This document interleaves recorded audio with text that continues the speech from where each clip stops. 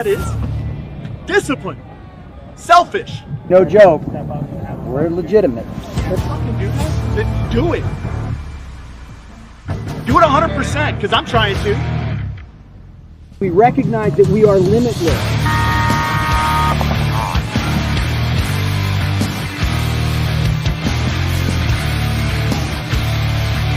You gotta be a champion to become a champion, right?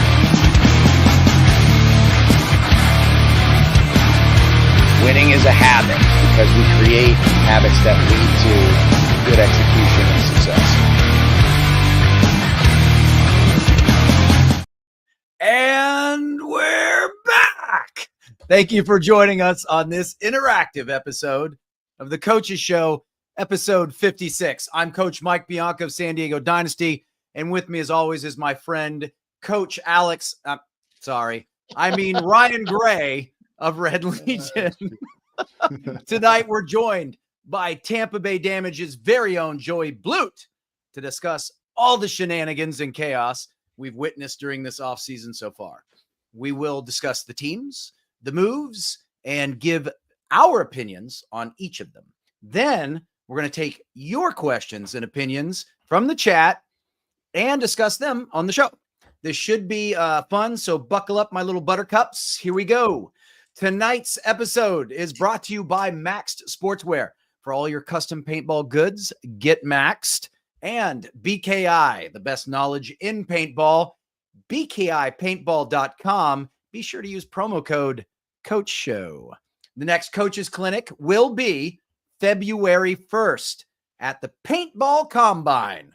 The sign-up link is in the description of the show. If you're watching us on Facebook, please send stars to help support the content. Make sure to like, share, subscribe, and leave comments. All right. Tonight, I'm looking forward to it. Joey's always a good time. We're going to go over everything. Let's kick this party off, man. I'm excited. Yeah, man, there's a lot to talk about. Hopefully this is not a 2.5-hour episode. But yeah, so first, hope your holiday was good. A couple people have said that in the chat, and I hope you guys all had a great holiday. We appreciated the 2 weeks off to be able to spend time with family, and was actually in New York City last Monday, so that would have been tough to try to get on here. But nonetheless, we're back now, and we have a fantastic guest. You guys always love it when we have Joey on. We do too. You get a completely somewhat filtered, a very opinionated, very intelligent opinion about what's going on in the league. And when we talk about things like we're going to talk about tonight, it's always great to have a guest like Joey who's not afraid to tell it like it is, right? Honesty. Honesty is the best policy, right? Polite yet factual. Did I say polite in the same sentence as Joey? I love it. Yeah, I don't know if polite's the right word. I don't know. Polite was a terrible adjective. So directly respectful. I love it. I absolutely love it. So we bring Joey in. We'll get kicked up because we got 20 teams to talk about. 20 teams. And we really do want to cover every single team as well as get to everyone's questions and thoughts. So this is going to be a banger for sure. What's up, buddy? What's up, fellers? So apologize for calling you polite, Joey. My bad. Oh, it's fine. It's fine. You can't help it. You're just a nice person. So Ryan, I just have one real question. When you signed on with the Red Legion, did they actually make you change your name to Alex Gray, or is that just a nickname for them they have for you? Is it like your wife calls you Honey Bunny and they call you Alex, or Alexander? Maybe. I think because I saw they corrected it, but when they corrected it, it still said Alex. So I was just a little confused on that. Yeah. There's something lost in the translation, apparently. So Alex and Ryan are the same, and just one. I don't know. Maybe I'll have to ask Kirill next time I talk to him. It's a fair question. Is my name translated as Alex, or is that their pet name for you? That's their pet name. Because you know that of the coaching staff, there are 2 Alexes. Yeah. Alexis and Alexander. Well, now there's 3. 3 apparently. Apparently, all coaches on that team are named Alex. If you coach, your name is Alex. It wasn't in my contract that I had to change my name for the players. Yeah, maybe. Yeah, it wasn't in my contract, but maybe it is in fact the deal that I have to change my name. That's too funny. Yeah, bless his heart. I know Kirill was banging his head against the wall over all that, and I honestly didn't care. I didn't want to make any kind of announcement. So, anyway, I out of respect just fixed it and then shared it on my own socials. So, yeah, nonetheless, we have a lot to talk about tonight. So I don't know that in my time in paintball, and I've been here since 1993. I've been playing in the league and around the league since 1997. I've never seen an off season as chaotic as the one we are in right now. Joey, you also been around a long time. Mike, you've been around a long time. Have either of you ever seen anything? Then it's not just the player changes, team moves, sells, buys. I've never seen the first NXL route. Maybe then when the NPPL and the NXL did their split, and then the NXL had teams that couldn't play in it, and the certain teams were allowed in the Dick Clark production, and other teams weren't. And Dynasty is one of the teams that weren't. That was a pretty fucking crazy time in paintball. Like that was super chaos because I mean you had arguably the best team in paintball, Dynasty, not allowed to play pro. Like they were forced to play amateur with Strange, with some other teams that were not up on that first group of 7 or 8 teams that went in. So that was a pretty crazy time too. The 7-man X-ball combat stuff was pretty cool. But as far as like roster changes and teams having switches, this is definitely one of the more odd years. So, and it all started because 4 dudes wanted to play together who started together. And that's the truth of it, right? If the impact move doesn't happen, none of this other stuff gets shooken up like this. But, it happened, and here we are. Lots of shit to talk about. I mean, you want entertainment. If you're into this side of paintball and you want to be entertained, this is entertaining. That's right. Yeah. All Chaos. valid. Mike, what are your thoughts? No, I think Joey knocked it out of the park. All valid. I don't think there has been much. It's a great. He had to reach all the way back to when was that for that to be that kind of 6 or 7? Yeah, 2006. So that's a significant, but yeah, I think you're right. I think it's huge with all the new team name shifts, the buys, the meanderings. Well, I called them shenanigans at the beginning of the of the show. So yeah, I'm with you. But you know what though? There's pros and cons to that. I think tracking all this and watching the team moves is fantastic. The team name changes. That might be a little not good for if we're trying to be a little bit more professional or consistent. But hey, it's still we'll see how it goes. But long story short, I'm really excited about this season. Well, let's jump right in. So we'll start with the newest team coming into the league, Leverage. So Leverage last year in semi-pro wins 1 event and then takes a third, second, third, and a third to finish out the season. Roster is remaining relatively the same with the exception of course, Greeny, who is no longer playing with them. He is now moved to Aftermath, and Greeny only played at World Cup. And then also Ivan Gonzalez looks like he's playing elsewhere for the 2025 season. Haven't heard or seen anything really about any other roster changes. I sent Chris a message, try to ask some questions about any changes that may occur and haven't heard back from him yet. So either of you guys hear any rumor about Leverage possibly making any changes? The only rumor I heard was if they won the spot, they didn't even know if they wanted it because they don't know if they have the funding, which obviously they found the funding somewhere because they're coming in this year. But, I'll pull all the cards on the table. Funding is one of the biggest things to make a winning program in paintball. Like you have to have the money. So if they didn't find proper funding, they're going to struggle. And it's no disrespect to them. It's just a fact, right? Making that jump from semi-pro to pro is huge. Making that jump from semi-pro to pro, not being properly funded the only thing that I could say positive for them is I believe that the bottom got weaker. And because of that, they still have a significant chance. If this would have been last year, I would have said they're going right back down. Yeah. Just being honest. Now, because the way things got shook up, they have a legit fighter's chance of sticking around for a year and seeing how much better they can get. Yeah. That's a great point about the funding. Coming from my background, I can certainly attest to that.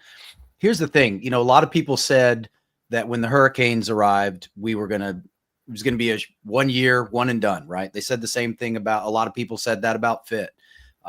Look at the performances of those two teams. They've been in their first years. They did really well. There's exceptions to every rule, though, Mike. You know that, right? I do. And that's why I think I'm really leaning into your comment about, with this shakeup, it gives them a puncher's chance. 100%. And to your point, when teams, there are going to be teams out there that are going to be practicing, 6 days a week, stuff like that. So that funding comes into play. Yeah. What are you going to do to level the playing field? And, work hard or not, work smarter, not harder. And, let's see what leverage brings. I think in my opinion, I don't want to pass any judgment on them just yet. I'm anxious to see what they do.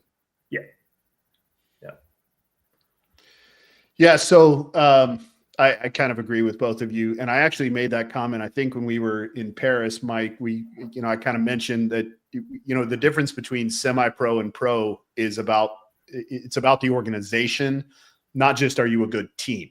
Right.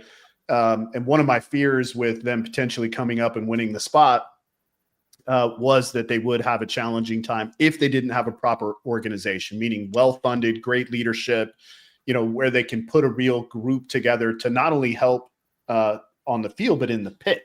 A great coach, good pit people, consistency, that makes a huge difference. We all know that. You've got to have a great pit crew.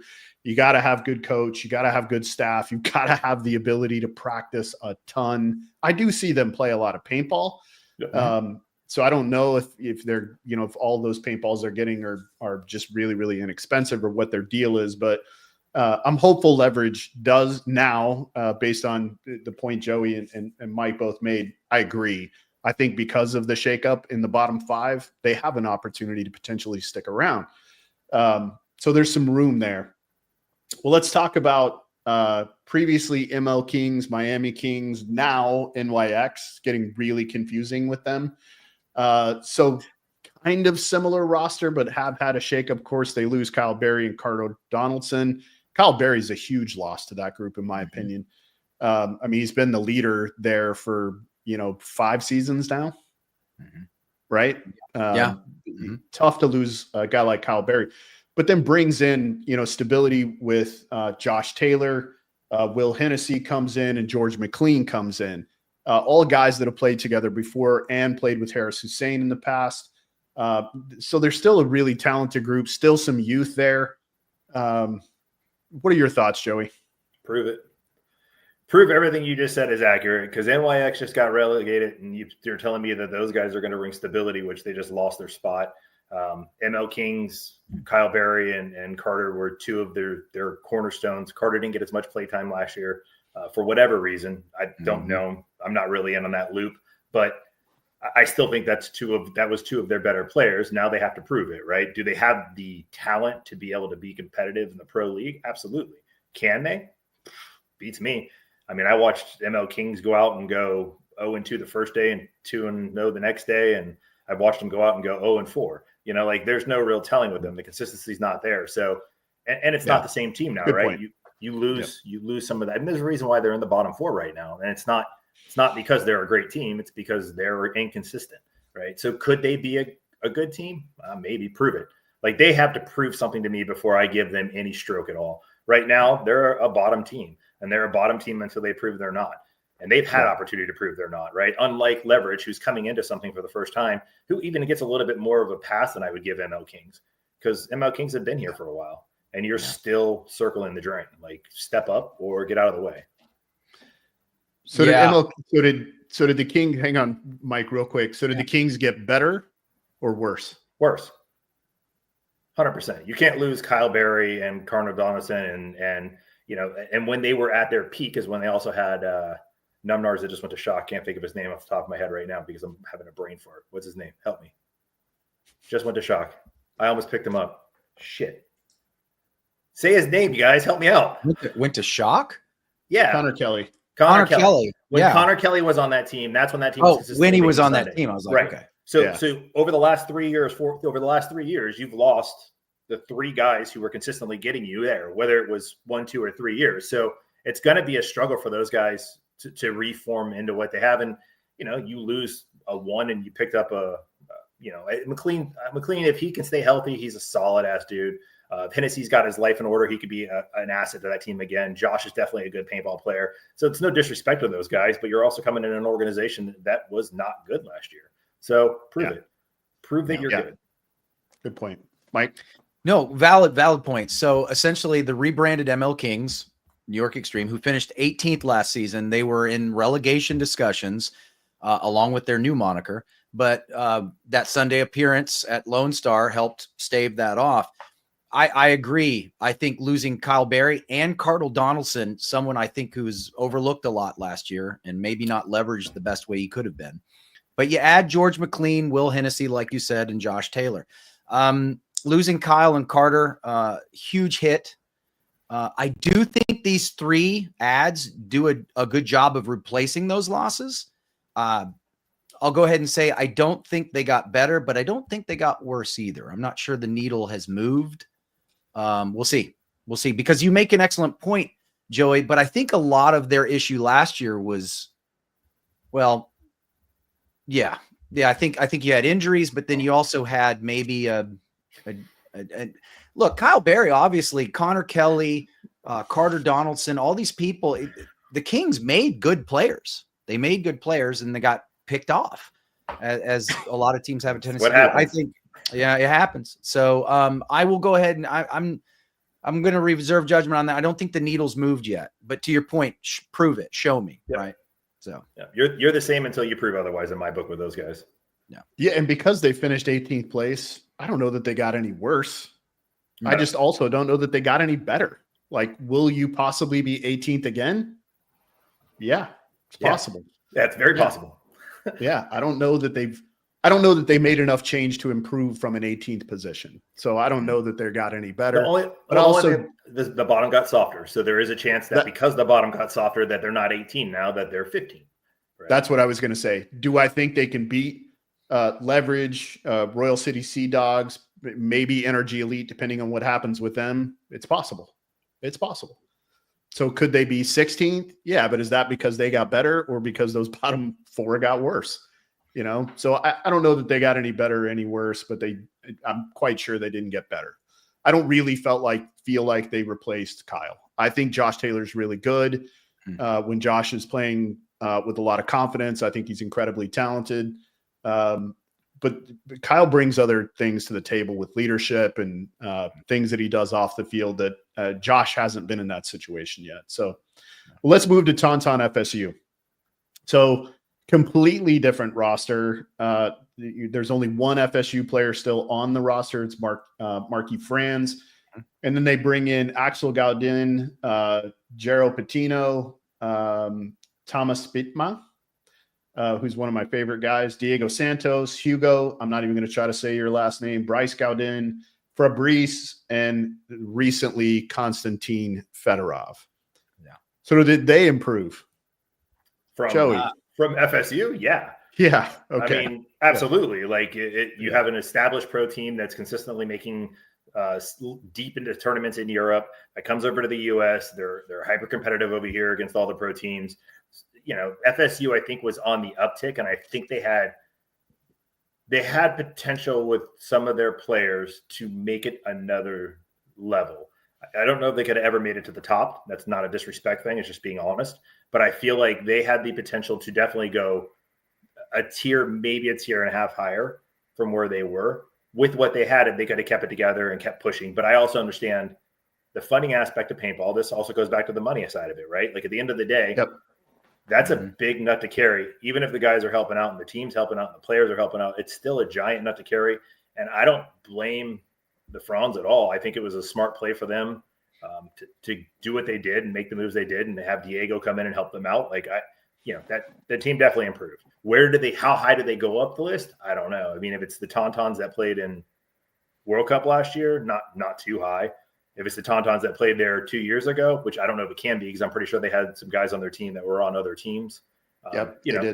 So they could be good, but I also know the Tontons couldn't win semi-pro when they had 4 or in 18 when I was with Mutiny.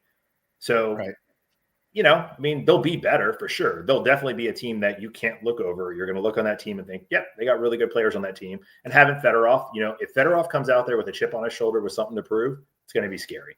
If Fedorov comes off like he did last year, it's not going to be much for anyone to worry about. And that's no disrespect to Fedorov. He's one of the greatest paintball players to ever play the game. He seems like he had no real interest in being the elite player he used to be. Yeah. Mike?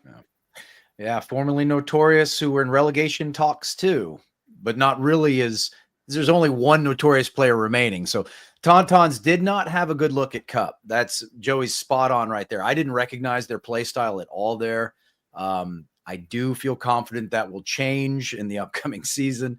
I'm excited to see what an Axel, Hugo, Colombo, Fedorov mix will play and look like on the field. I mean, that should be some exciting paintball for sure. So did they get better? Absolutely. Yeah, I agree. I think they got much better.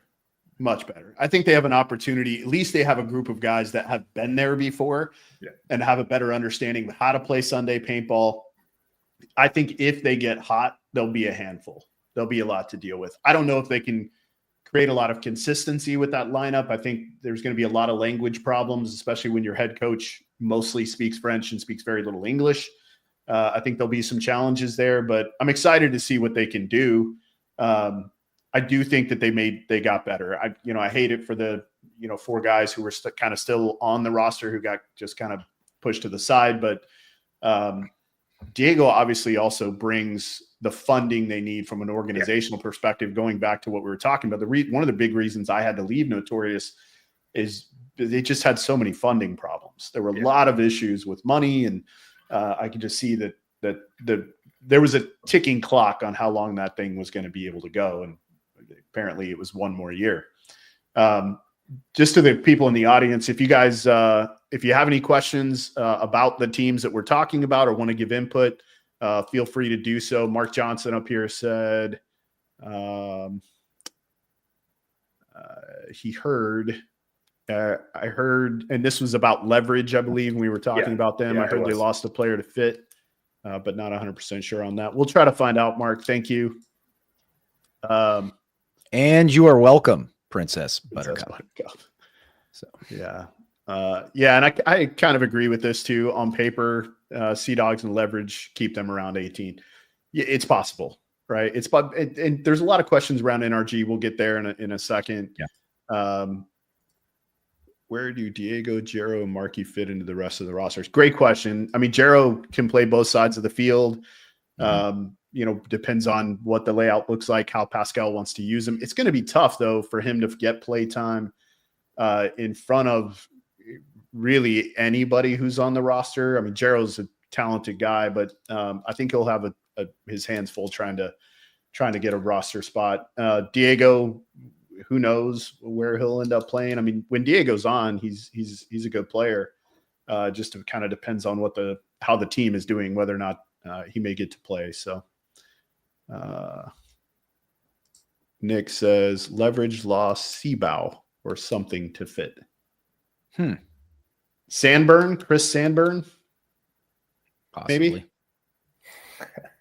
Yeah, we could look up the roster real quick, but look, I'm looking at it. I know a lot of stuff, but I kind of start to fall off in the semi-pro world. I recognize players in the semi-pro world, but if you're throwing out names, I probably don't know them. Yeah. I think he's talking about Chris Sandburn. So okay. I have all the rosters in front of me right now. All right. Well, let's move on to I guess we'll move on from Tontons. We'll talk about formerly Blast Camp, now the Royal City Sea Dogs. Right. So Sea Dogs have lost Garrett Baldwin, who went to the Ironman. Looks like the rest of the roster is going to stay together. I know Nick Campbell. I know one of the Rizzardo brothers got some offers, but looks like they're gonna stay together. So again, I don't know if they got any better or worse. I don't know Garrett Bald. How much? I think Garrett played a lot of points, but I know he's one of their better players. I know him. He was on my radar as well. He was one of the guys I would keep an eye on. That just, in my opinion, he needed more time to mature and grow, and he needed to get in more pressure situations. So this whole roster needed Yeah, more. We kept saying we knew this deal was going to happen. Like, God, I wish they would stay in semi-pro one more year. One more year. Yeah, Mike. Yeah, I'm with Joey and you on this. I really feel the Sea Dogs could have used one more year, just to sharpen that sword just a little bit more. Maybe pick up additional funding. Funding might be an issue for them. I don't know yet. There's 3 players on that team that I got to know really well, and I like all of them. I don't like a lot of Canadians, but those 3 I like. That's a joke. That is a joke. They're like the nicest people in the world. I know. Everyone relax. Canadians. Sorry. I didn't mean that at all. I'm actually part Canuck. Anyway, that being said, I wish one more year. I think it's going to be tough for the Sea Dogs right now, but I've been wrong before, right? Just like people said that again. Squishy bottom. Yeah. Squishy bottom this year. Like, if they go out and they have a moderately decent year and go 2-2 all year long, they're going to be fine. If they go 1-3 all year long, they could be fine. There could be teams that don't win a match this year. All right. So the reason I couldn't find the Seabow guy you guys were talking, you're spelling his name so bad that I couldn't find it on the roster, but I did find it, and it's Sebaugh, Jacob Seabow. I did find it. That's right. And I am excited about having an all Canadian team, by the way. That's same. Yeah. Same. I think like it's Southern cool. California Impact. Yeah. Well, Right. Yeah. Just Shannon and Nick Sloyak. Do you see a team picking up a dive sponsorship to get him? No, I don't see a team switching sponsors to get Nick Sloyak. I would second that. I mean, for right now, where the teams are and where the sponsors are, to get anyone off of their current deals would be such a big move by anyone that it just doesn't make sense. I mean, I've had that talk. I have a really good relationship with Di, and I've talked to them a bunch. Which actually we're going to be using their loaders this year. But reaching out to them and talking to them, and they're like, "Hey, what would it take?" And I'm like, "Honestly, dude, like it wouldn't be worth it for you." Like, it just wouldn't. Like, the numbers that where we're at, where we've been so long and we've been so loyal to these teams, these sponsors for so long, as far as like the guns, like it just doesn't make any sense. And we love the relationship we formed with these guys. So it doesn't make any sense for us. It doesn't make any sense for them. And I think a lot of the teams are going to be in the same boat. I mean, a lot of the teams are super loyal to the people they've been with for a super long time. Yeah. I think you make a really good point in the fact that most of these deals are done long before the month of December is even over. We're well before Christmas. So if it hasn't happened by then, it's not happening. Yeah. If really by World Cup, everybody kind of has that done. Like, going into World Cup. Most people are trying to get 2-year, right? 2-year deals are kind of to keep yourself safe. Like, I personally would take a little less to lock in 2 years with somebody than try to rob the bank on a 1 year. Yeah, we'll touch on this really quickly and then we'll move on. The answer is no. I don't think that there was a team. This is my opinion. I don't think there was another team ready to move into the pro division. I do think that New York Wrecking Crew has a better organization. And I shouldn't say better. They have a more well-rounded organization than Leverage, for sure. I don't know enough about the Royal City Sea Dogs to speak on their organization, but I do think New York Wrecking Crew has a better organization. But also, I'm really glad they didn't move into pro. I think they need another year in semi-pro, maybe 2 even. What sucks is Wrecking now, Wrecking Crew will be good next year. But that's what I'm saying. Yeah, they needed a year. 100% they needed a year, and they played us all year last year. They'll play us all year this year. I have some pretty good insight on those guys. They do have a great organization. They obviously are still figuring some things out. They're still going to need. And I told Rob this, because I saw the rumors going out. So I instantly text Rob and I was like, "Hey, is any of this true?" He's like, "No, we need another year. It's part of the plan. We want to get more wins. We want to get these guys more experience. I feel like this is a good year for us. We had a good year last year, and 2 of the top teams that were our biggest competition are now out of there." And I explained to him, obviously there's going to be other teams that come up behind that are going to be out of nowhere teams that are going to be good this year. And he's like, "No, I agree." He goes, "But I feel like we're close enough that we could actually make a real play to win the whole thing this year. And we'll be ready then." And I agree with him. Like, you need to, if you win the spot, you're ready. If you buy the spot, you're just buying a spot. Yeah. Agreed. I agree. Agreed. All right, moving on. Let's talk about formerly Baltimore Revo. God, so many name changes. Now Arsenal. So Arsenal, Mike Jeffrey steps down as head coach. They bring in Chris Jansen. I think that's a great move. Ethan Adams no longer with the team. Frank and Tommaso no longer with the team. They add back, I should say, Stephen O'Mara, and then they win the Archie Barnes Jr. war. Arsenal get better or get worse, Joey? Better. Just by getting Chris, they got better. I mean, that's the truth, right? Like, you guys will agree with me on this. I don't even really have this discussion with you guys, but a good coach is the equivalent of two good players. A good coach will make okay players good players. Okay coach will make a good player a great player. An okay coach will make a great player an excellent, the best guy on the field, right? So having a good coach is going to make a huge difference for those guys as long as they embrace and just buy in, right? If they buy in, they're going to be a great team. O'Mara is a great player. I think O'Mara was the best player on the Ironman last year. I think that was a huge hit for them, and I think him going over there is going to be a huge benefit for them. If Archie's healthy, Archie can be an asset to them. I don't think Archie's ready yet to be the guy. Like, I think everyone crowned him a little bit early. He still needs time. Don't get me wrong. I was in the Archie sweepstake too, but I only bought one of the tickets. I didn't buy 50 of the tickets to try to win it. And it was because I told him straight up, like, I think you have the potential to be one of the best paintball players in the snake, but you need time. And time is a hard thing to get. He's not a 16-year-old kid. He's a grown-ass man who's got a real life outside of this too. And I know he's putting everything into it, but how long are you going to be able to do that? And then, by the time you get there, where are you at age-wise, speed-wise, athletic-wise? I think he has the potential to be a great paintball player, but I don't know if he's the answer. I think the O'Mara move was the biggest move they made this offseason. Yeah. Mike. Interesting. All right. So Baltimore Arsenal, formerly Baltimore Revo, finished the season 16th. This team made Sunday the first three events, then closed out the season with disastrous finishes, 18th and 19th, I believe, if I'm remembering correctly.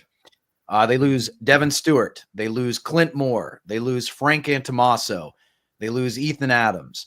They're rolling with 8. Archie is an athletic missile, a great human being with a great attitude. And I agree with you, Joey. I think he does have the potential to be the man, to be one of those great players. It's going to come down to the culture that he finds himself in. What type of soup is he swimming in, right? That'll determine whether that has this trajectory or does this. So we'll see.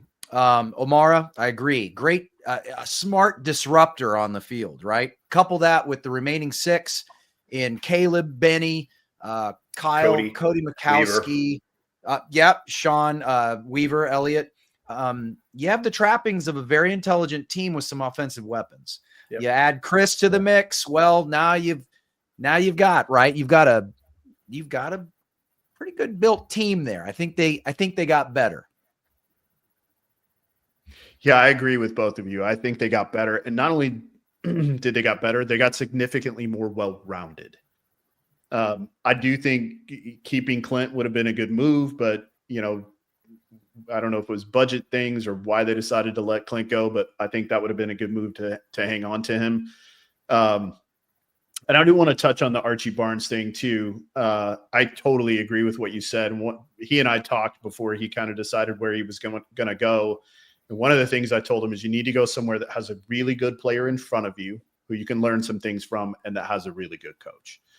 That's the only way you're going to get better. You need to have somebody that you can chase who's good, and you need to have a really good coach. So I'm excited for where he's at. I think the team got better. If they can keep that small number healthy, I think they're going to be really good.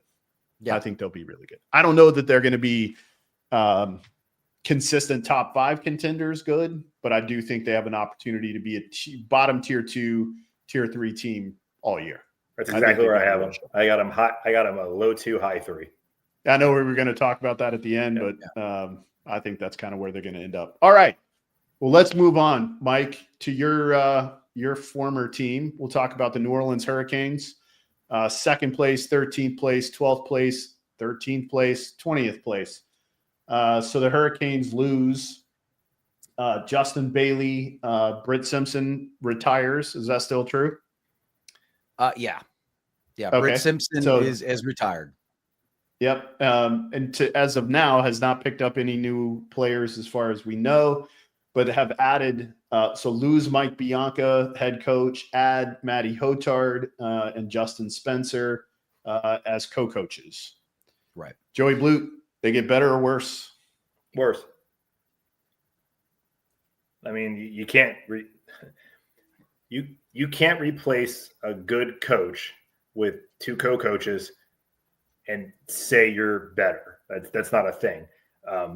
Period. Right. And then the players they lost. But I also heard there's some chance some of their guys won't make every event this year. I know the funding's never been sweet there. I heard it's better this year, but I still heard it's not sweet. They don't have a budget to travel anywhere and do any practices to play the better teams. They're hoping teams come to them, which they put on a great show. But based off of their performance the last half of last year, losing Mike, losing other players to retirement, bringing in brand new coaches that are co-coaching, which, I don't see how you can say they got better. Mike? All right. This is a tough one for me. This, went from being a top 10 team to 15th for the season because of the horror show that was World Cup. This team has the tools. They have the talent. The funding is better this season, from what I understand. I don't have all the details. I've just heard good things. I understand they've added some depth with the recent tryouts, and there may be adding another piece, maybe as early as next week. I don't know. So far, they have only announced their new coaches, Justin Spencer and Matty Hotard. I know both of these men well. They are good friends of mine. So I'm not saying this out of any type of bias, but they are just what this team needs. They need a swift Cajun kick in the ass, and that's what those two are going to bring. I promise you, they are motivated and they want to prove something. And I personally can't wait to see it. Right. I want to see it. So, I like to think that they got better because of the situation, right? They because of this adversity, right? And that's what the Canes have always done. Every time they face that kind of adversity, that team comes together and they find a way to do it. They find a way to claw their way out of it. And I know these guys, they're warriors. You're also a really nice guy. On to you, Alex. Alex Gray, what do you think? Yeah, I mean, as of now, because they haven't made any player decisions, right now they're worse. You lose Mike Bianca. I think I've known Matty since he played on the Rocket Kids back in the late 90s. I'm a big fan of him as a human being. I don't know what kind of coach he'll be. I'm excited to see what he'll bring to the table. In fact, we should probably get him on the show and find out what that's going to look like. I don't know Justin Spencer at all, so I have no opinion on him. I do know losing Justin Bailey and Britt is a big deal. Britt was a solid guy throughout the year. So was Bailey. Bailey started some events, but was really good when he came off the bench. Yes. He always did a really good job. So I know losing both of those guys is really tough. I heard the same thing you did, Joey, that possibly Jacob Seawright may not be at the first event. Drew Bell may potentially only be able to play 3 to 4 events next season. Hopefully he can play 5. I'm a huge Drew Bell fan. And to be honest, I think Drew may be the best player on that team. So I hope he gets to play a lot. And I really like him as a human being. So I hope he's there. But as of right now, they got worse. And those two coaches, you might be right. They may become great paintball coaches at the pro level. Yeah. But if you have never done the pro level coaching and you're coming in your first year and you're replacing Mike Bianca, you're not going to be as good as him. It's not, you went through the learning curve. You learn those guys, those guys in and out. You went through the pro, you had your rough years, you took your lumps and you got better because of it. Right. And then you took more lumps, right? That's part of it though. They haven't taken any lumps in that position. It's easy to be a great coach until you're actually a coach. Yep. True. Yeah, I agree. We should have them on the show. And ask them several questions. Yeah. Yeah, we should get them on. Make it happen. Get them on here next week, Mike. I'll make it happen. All right, let's move because this one will be really fast. Let's move on to Seattle Uprising. No changes. Seattle Uprising is the exact same group of guys from what I'm hearing, which I'm really excited about. I think that's fantastic for them, especially considering what's happened at the bottom.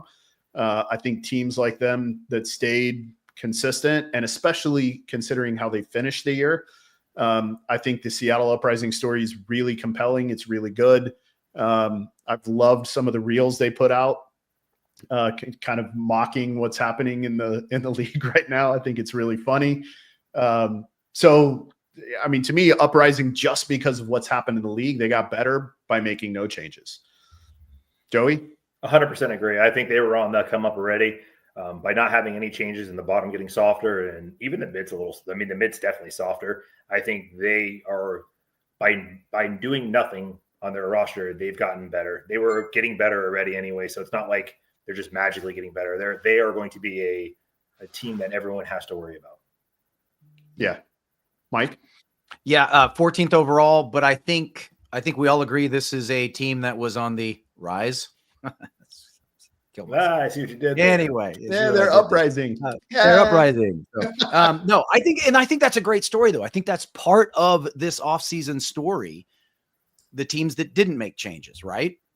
I think is Uprising, as long as they keep that team culture, because that culture, something shifted, right? Those last two events, and that culture became a little bit more cohesive, became a little bit more focused. There was an obvious shift from what I saw in their pits, the first three events, to what I saw in their pits, the last two events. And if they can maintain that, right? And if they can maintain that trajectory outside the net. And what I mean by that is, we all know they had a tendency to be that spoiler, and then they'd shoot themselves in the foot out on the field. As long as they don't pop off any rounds outside the net, Uprising got better by doing that. The only other thing I will say about them is they have to be careful. They're in a weird spot where they're in a trap right now, right? Like, they're expected to do better at this point.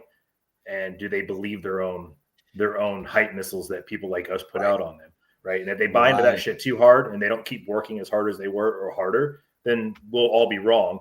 But based off of where they finished and not having any changes on their roster, they should be better. And the whole league just being softer middle down. Yeah. Yeah, we had Dusty on the show, who's their head coach. He's a very humble guy. I mean, he talks about the group in a very humble way. So, I agree with you. As long as they kind of stay focused on the goal as a group, I think they're going to be better, right? I think they'll be better, especially if they can continue to create cohesion through the off season, which, again, it's so cold. I don't know how the hell they're playing paintball up there, but, God bless them. Well, let's move on. Let's talk about Aftermath. There's been a ton of changes on this team. I don't even know all of the changes, but there's been a ton. Some of this, I apologize. Maybe I hear Cody Chong is gone. I have heard Ramirez is gone. And they added Julian Vasquez, Greeny from Europe, Jeremy Doan. I think there's 3 other changes that I'm unaware of. Guys that have gone. 4 other changes that I'm unaware of. Right? Their roster got completely gutted. I think 3 guys retired at the end of the year. Dave and another guy left. Chong left. So I think they only had 4, and now they're picking up dudes and refilling. Yeah. So massive roster change. Huge roster changes, right? I talked to Grayson a little bit 2 weeks ago before the holiday. He'd kind of mentioned to me that they'd had a lot of roster changes. Again, I don't know who all of those guys are, but I heard it was a lot. So You're saying 6 guys have gone? That's what I heard. Yeah. So for a team that likes to run 2 lines, that's going to be interesting. I do think it's going to be impossible. Yeah. Greeny's really good, right? Greeny's really good. I don't know this Julian guy, and I don't know Jeremy Doan. So we'll see. But Mike, we'll start with you on this one. Did they get better or worse? Well, now that I know about these other aspects, okay. So Jeremy Doan, snake player from Ology, by the way. That's right. He was on my radar before I left the Hurricanes. James Greeny, I believe Lucky 15's player. Julian Velasquez, he was brought to the Brooklyn Bears by Mike Hinman. He was on Mike Hinman's radar.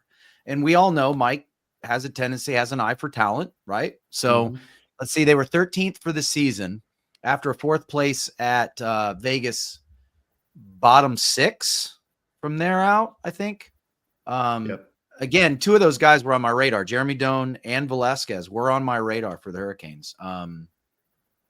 All 3 are, from what I know and what I've seen and heard, they're all aggressive, right? All 3 are aggressive and have a tremendous amount of potential.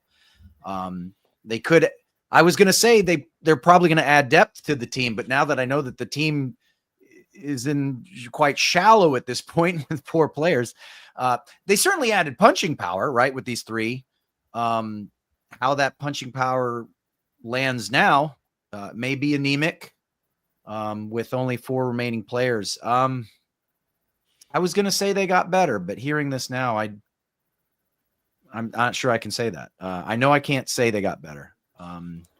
Not sure I can say the needle didn't get moved either with the loss of that many people. So you're talking about a complete rebuild. So as terrible as I hate to say this about anybody, especially since I think Grayson's a great guy, and the storied history of Aftermath, I'd have to say they got worse. He's so nice, Joey. Yeah, they're a lot worse.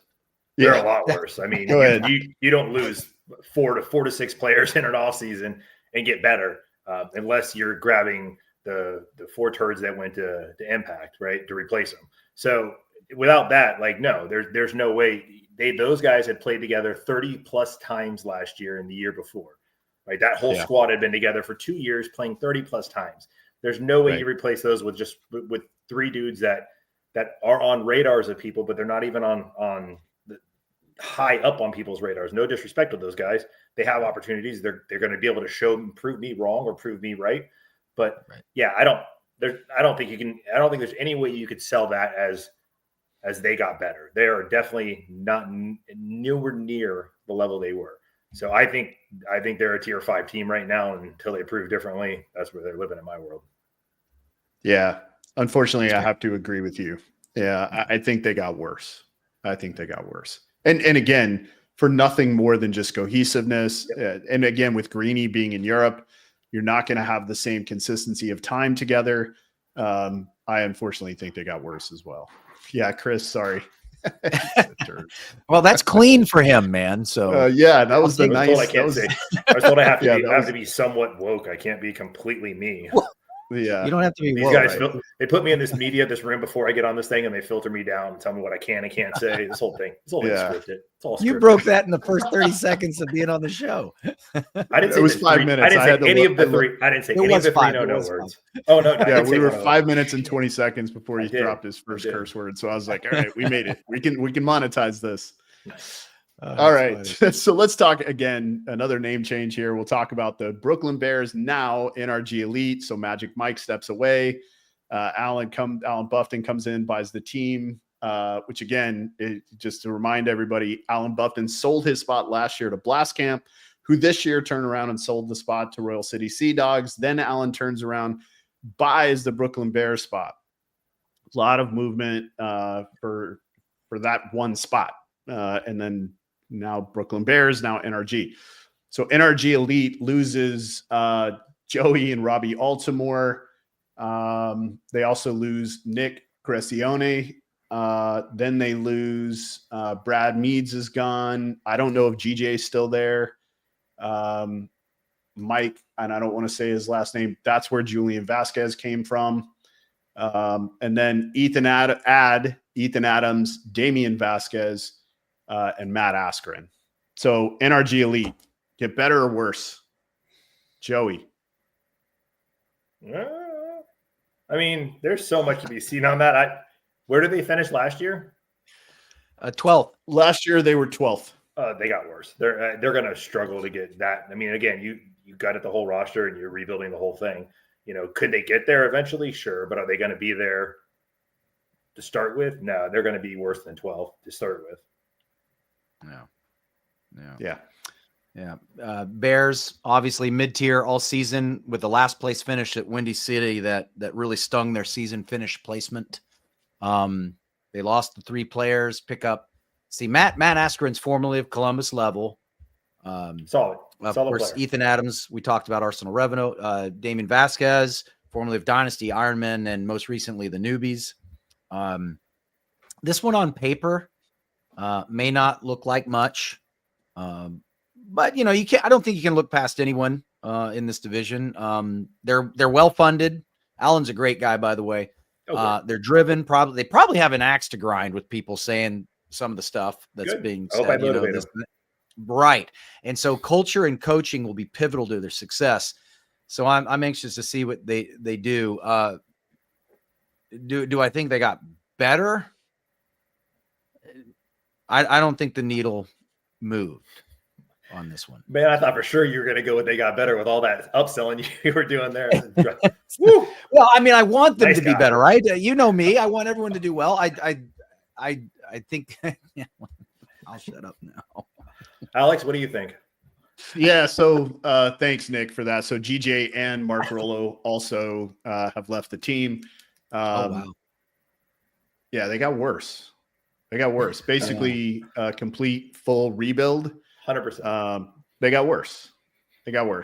Here's the thing I can say about the 5 guys who were playing the majority of the points throughout the season with the Bears. They communicated really well. They kind of knew what was going on most of the time. They played pretty good paintball throughout the year. Other than the one event, they played pretty consistently in the middle. They did pretty well. Unfortunately, I mean, they got worse. Until I get proved wrong, they got worse, unfortunately. And I know they have a tryout, I think, in 2 weeks. I think that's really late to be having a tryout. Way late. Yeah, really late to be having a tryout, but it is what it is, I guess. So I think they got worse. I don't think they got any better. Again, I think there'll be a little bit of saving grace there with the bottom of the league being a little softer. Again, with the exception of FSU. I think FSU now being Tontons got significantly better, but everybody else, unfortunately, is softer. So let's move on to the Ironman. So Ironman finish 11th for the year. I don't know if Keith is still there, but Keith, Mitch Finley, Tom Guest, Chris Lennon, Brody Lewis, Kyle Nicolau, and Henry Sense are still on the team. Zach Geiger has left and moved to Infamous. And Stephen Amaro, we talked about earlier, has moved to Arsenal. And they have added Pat Kraft, Garrett Baldwin, Jerry Caro, and Frank Antetomaso. Yeah. Did the Ironman improve? Mike? Moments of greatness, then moments of question. With these ads, right? They added significant offensive possibilities. I feel the rebuild is over now, right? This gives them 10, but from what I understand, just a rumor I'm hearing is they will run the horses at each event. Not everybody will be there. If they can increase consistent performance out of their key players, this will be a wily team. That should be a lot of fun to watch. I feel they got better. Okay. Joey? Yeah, they're definitely a better team. I think losing Amaro is going to hurt them a lot, and I don't think they actually answered the question of replacing him. I think Caro, if he can stay healthy, replaces Geiger, fine. I think picking up Pat Kraft, I think Kraft is a different version of Amara, but I don't know if Kraft has that explosion quality that Amaro does. I do think Kraft will dig deep and fight longer and not make his. Amara's the kind of guy who's going to go out there and he's going to win you the point or get you a major. I think Kraft is going to be a little more consistent on his play. So I think having someone like that with adding the pieces they did that are willing to go, and a lot of those guys have played together. He's got a bunch of dudes from the Northeast now that actually have the opportunity to play more together. Yeah, I think they're better now than they were last year. Slightly better. I don't think they're significantly better. I think the Amara thing is going to hurt them more than they know. Yeah, I agree. I think they got better, but only slightly. I do like the PK pickup. I thought that was a good fill for them. And I do like Frank Antetomaso because I know that Frank, people have been talking about his weight all year and some other things. Frank comes out with a chip on his shoulder. He's pretty dangerous. Yeah. And I hope he does.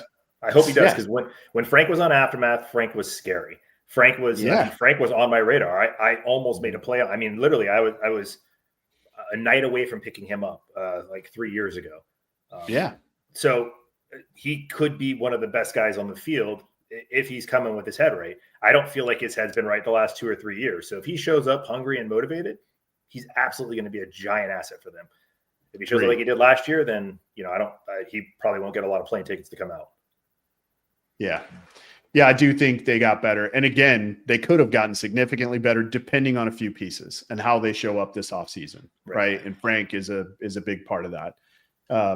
Because I agree with you. I thought when Frank was on Aftermath, he was incredibly dangerous. Yep. Very dangerous. So pretty exciting. Glad Shane and Mike were able to fill some holes there. So it's a good one. All right. Infamous. All right. So Infamous loses Joe Barrett, adds Trevor Reeser, Zach Geiger, Rob Velez. One of the big things that Mike and I have been talking about this offseason before the Zach Geiger, Rob Velez pickup was that Infamous needed more pieces. They really were running a pretty light roster. They still have Tim Brussel back, Ryan Hall, Jonah Jamrose, Andy Kopcock, Zach Patient, Ryan Rodarte, I think. Callie Rudolph, Sam Silberg. Brett's been hurt. I don't know if he's coming back or not. But adding Trevor Reeser, Zach Geiger, Rob Velez, all really good pickups. Mike, did they get better or worse? They got better. 10th overall, middle of the pack. 3 Sunday appearances, but that last place burned them at Lone Star. Again, they have so many great offensive weapons. They've got a lot of talent on that team. The minute that team figures out, right? And I think these additions, right? Reeser and Velez, and I think they come into this fold if they finally get that culture straight, right? And everyone gets on the same page and everyone starts rowing in the same direction, Infamous is going to improve. So, yes, I think they got better. Joey? I think they're better. I think I think Reeser, I think Velez, and I think those two in particular, they have a lot to prove right now, right? Velez actually had a really good year with Revo, went back to Impact, didn't get much playtime. Reeser's when he gets his opportunities on Impact, he played well, but he didn't get very many opportunities compared to the rest of those guys. So those two, in my opinion, have a lot to prove. If those guys show up hungry, motivated, and ready to go, I think that team got significantly better, and they have more depth. Like, that's a big thing that a lot of these teams are missing nowadays, right? The bad thing about a lot of the pro teams having all the old players that have never going away because the young players aren't pushing us hard enough is that they're getting old, right? And I don't care if Father Time catches up to you and you slow down and things change and you have to adjust for that. A simple slide turns into a torn meniscus now where it was a boo-boo before. So there's a lot of that where I think these rosters that are going to go deeper with some of these older dudes, it's going to be a necessity. Yeah, that's a great point. Absolutely. Yeah. And I agree with all of that. I think they got better and potentially significantly. I really like the Trevor Reeser pickup. He's familiar with the program. He's played there before. He knows all those guys. I think he fits better there than he does at Impact. He'll be unleashed a little more, won't be role oriented as much. He'll be able to get off jobs and go play paintball, which is where I think Trevor is more dangerous. And I 100% agree on Rob Velez. I mean, to kind of get pushed away. And again, I don't know if he was pushed aside at Impact, if he was cut. I don't know what the story is there. But I think if Rob comes in, kind of like we were talking about, with Frank, if Rob comes in hungry, he could be really dangerous too. Rob, when Rob is loose and he's playing well, he's tough. Geiger, I like Geiger a lot. I just don't know that it's going to depend on Jonah, right? I know Jonah missed a couple of events last year. Yeah. So if Jonah's healthy and he's able to make all the events, Zach may not get as many opportunities. Well, remember, Geiger wasn't a snake player originally. He became a snake player on the Ironman. Like, that's not his natural position. So I think having him out there, though, having another high quality, ultra fast attacker, even if they run him on the Dorito side, it's a necessity for them, right? Sam is a very good one, but Sam isn't a guy you can go to the 50 Dorito on the break, right? Sam's a guy that's got to finesse his way in there and get his kills. That's where he excels. That's what he does best, right? Someone like Geiger, you could be like, okay, run to their box in the middle off the break and go shoot that guy, and he'll do it. Yeah, right? He won't even think twice about it. So I think having somebody like that, having that kind of a tool in your toolbox as a coach, that's awesome. Yeah. Right. And Agreed. the other aspect of that is the fact that Geiger, so you touched on something there, right? Geiger's going to make Silberg work harder.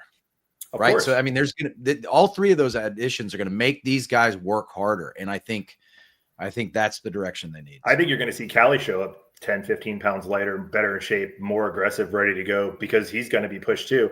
Because, I mean, you pick up Velez, you pick up Reeser, those are 2-3 guys, right? They're not going to play the ones. Yeah. Those aren't ones.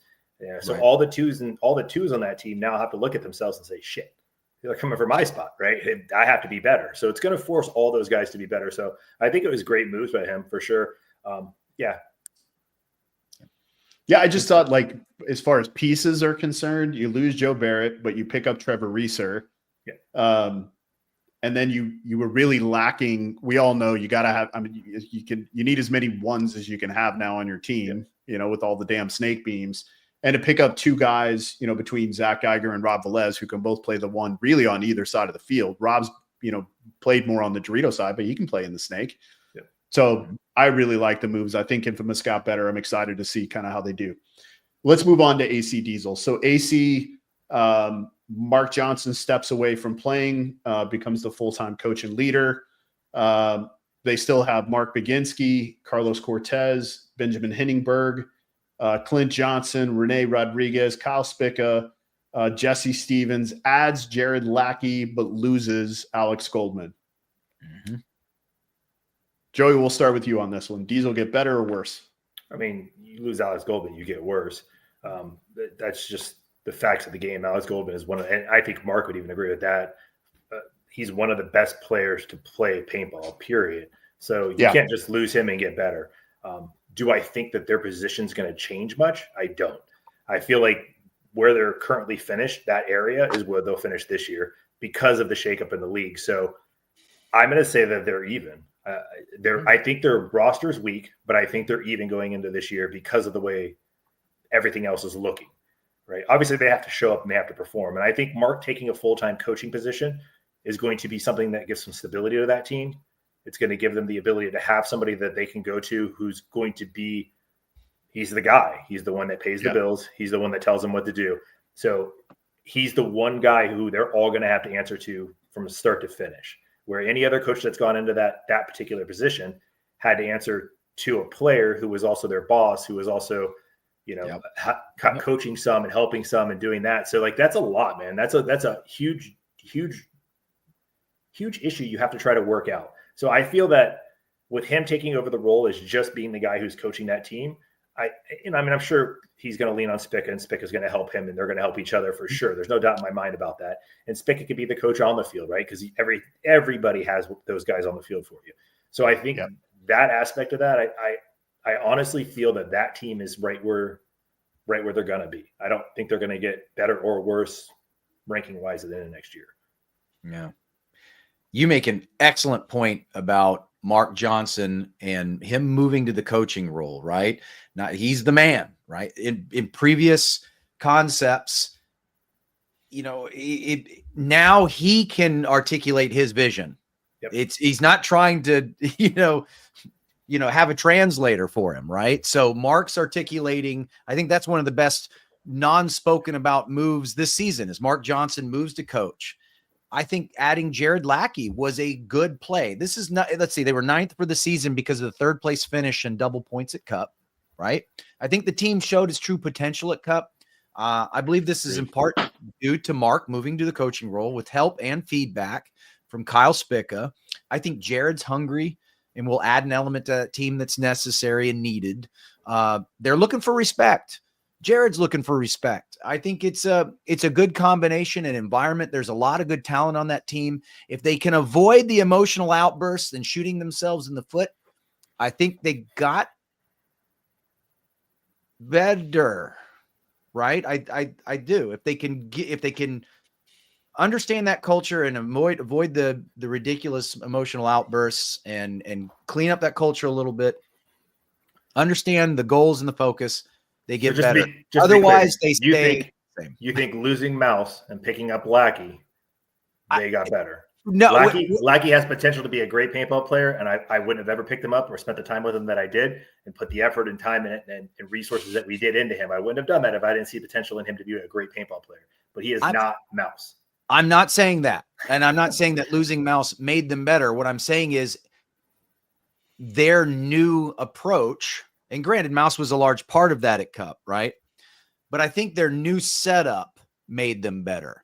And they realized this too late. This new approach, this new setup, this new approach to the game and their culture made them better at Cup. That's what I mean. No, losing Mouse did not make them better. It made them worse, right? But I think this new direction has made them better. So that's how I'm looking at it, from choosing to look at it from that perspective. Nice right? guy. Got it. So, Yeah, I think if they can play with the same chip on their shoulder that they did at World Cup, and I mentioned this, right after I left AC Diesel, that on the Play the Game podcast show, that I really felt like Mark stepping away was the right move. He did it at World Cup. In fact, it was the right move for him to do, just simply because all of those guys already look to Mark as the leader, as the guy. I think him kind of making that move, which I know was a really challenging decision for him. He's a player. He wants to play. But for the betterment of his group, he made the right decision. For two reasons, I think they got better. One, because I think their culture is repaired with that, right? I think Mark stepping out and being the leader and just the leader and not being a player, I think that repairs some of the cultural issues they had. And two, I think they kind of figured out, and when I want to be clear too, when I say they got better, I don't think you lose Mouse and you get better from a player perspective, but I think from a whole well-rounded team perspective, they got better. And I think that's what I meant to say, Joey. And I do think, Joey, you're kind of right. I do see them probably being more second tier more often. And again, only for two reasons. One, because the middle of the league got softer. And two, if they can put themselves in more Sunday situations and get deep a few more times, I think those emotional things that we saw at World Cup clean themselves up a little bit. Again, we talked about this on the show when we had that game on. I really didn't think BJ's thing was really probably should have been a penalty, like he was kind of standing up, running away. Cyrus was right there. He bumps into him. Now Clint's thing obviously should have been and was a penalty. But if those two things don't happen, I think potentially AC Diesel goes on and wins the tournament. I mean, they were playing exceptionally well. So I do think they got better. I think they found their mix. I think they found their mojo. I'm excited to see what they do. Obviously too, because I really like all of those guys. I want to see them be successful. But I do think they got better. Again, not necessarily from a player perspective, just as a whole team. You can't lose Mouse and get better from a player perspective. Yeah, you can't. Mouse is unbelievably good. Context, so right? Good. We're talking context. So. Yeah, he's so good. I think them staying the same by losing Mouse, they got better.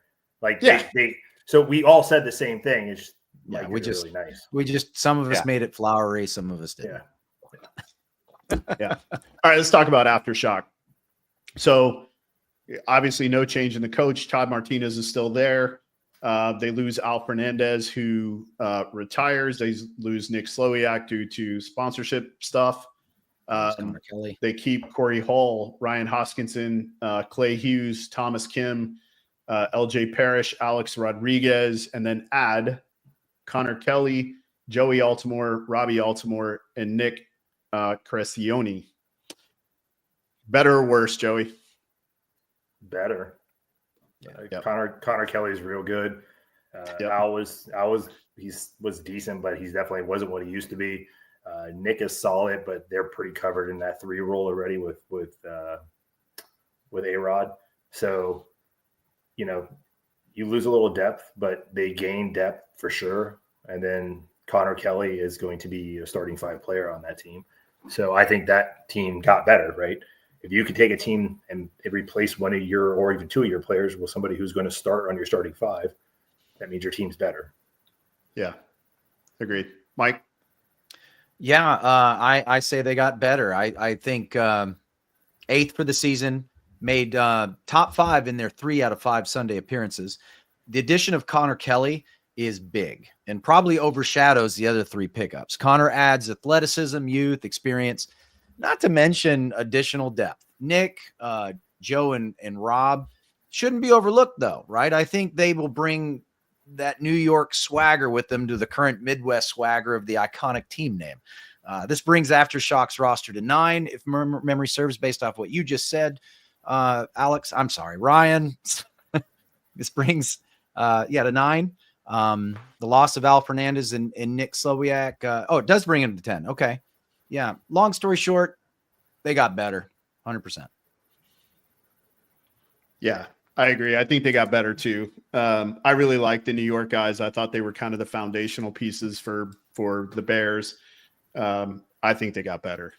Again, for 2 reasons. One, they didn't make a lot of changes. So you still have the core of your group that's there. You add Connor Kelly, who I think, Joey, you said it best. I mean, he's a great piece. I do think he'll be a starting 5 player on that team.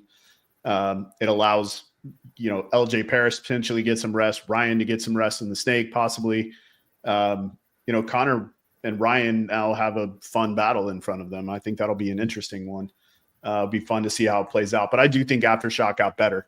They finish 8th place because of the 15th place they grabbed at the first event, but then go 4th, 2nd, 5th, and then get 11th at World Cup. Tough bracket at World Cup, but that's kind of the way it works. Got just annihilated by AC Diesel in their first game. All right, moving on. Let's talk about Tampa Bay Damage.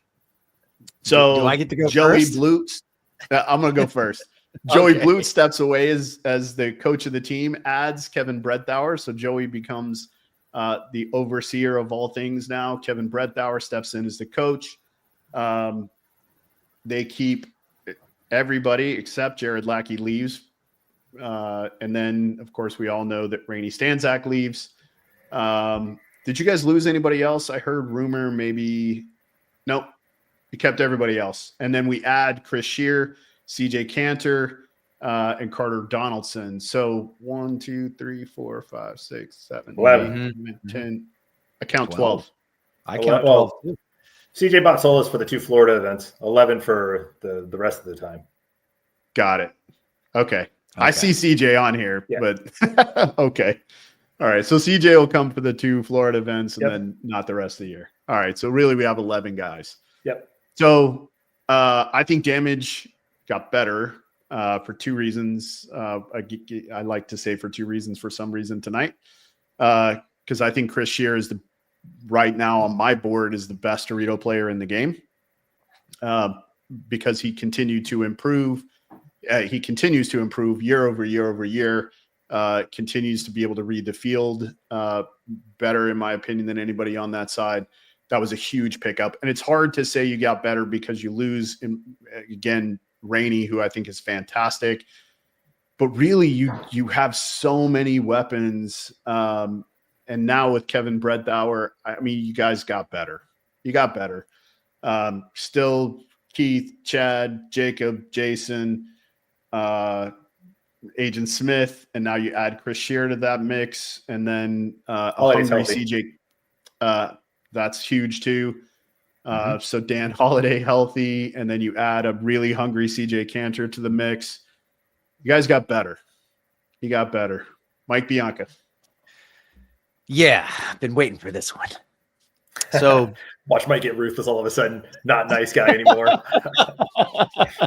No, you're good, man. Listen, Chris Shear, formerly of San Diego Dynasty, CJ Cantor, formerly of NYX, Connor Donaldson, formerly of ML Kings, and Kevin Brettauer, formerly of Dynasty. Man, 7th overall for the season, won an event, Windy City, made 4 out of 5 Sundays. You lose Rainey Stanzik to Impact, Jared Lackey to AC Diesel. You added arguably one of the best D-side attackers in the game when you already had one of the best D-side attackers in the game. Maybe you add 2. what I feel was maybe 2. You add what I maybe 2. Yeah. You add what I feel was the key to many of the points Extreme won because of situational awareness with CJ Cantor. You also add a young, fast, up-and-coming attacker that can be used pretty much anywhere on the field, and he was key in the ML Kings of offense. And if that wasn't enough, finally, you just lure Skinny away with your promises of wine, women, and song, and probably some green and Florida man sightings. I don't know, but somehow you got him, and it's sinful, Joey. Obviously, Damage got better. Damage will be stacked this year, and you're welcome. Yeah, it's pretty incredible stuff. So no. Yeah. You are welcome, Mike. Yeah, you created an opportunity for you. So yes, you are welcome. You're welcome. So yeah, I think we got better too. Obviously, you can't replace someone like Rainey, but I did have. I am fortunate to have depth in that position, and then picking up Canner, who is a known pro, consistently good player who's always been on a consistently average team.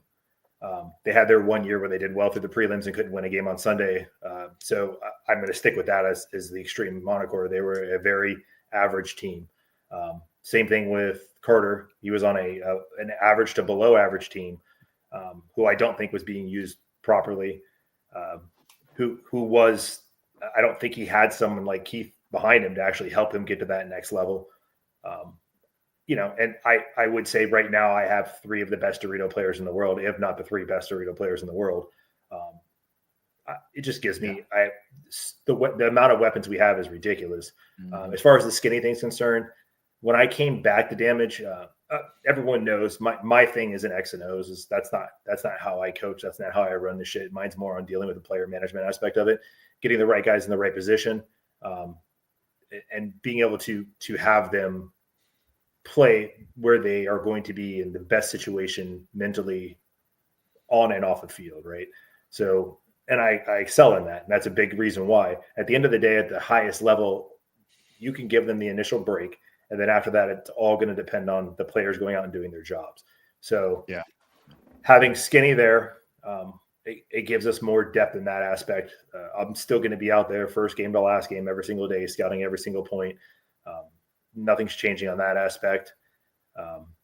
It's just a matter of it gives the ability for it's honestly like Chris and myself, except Skinny is going to take the lead role and I'm going to take the Chris role, where we can bounce stuff off of each other and talk about stuff and figure it all out.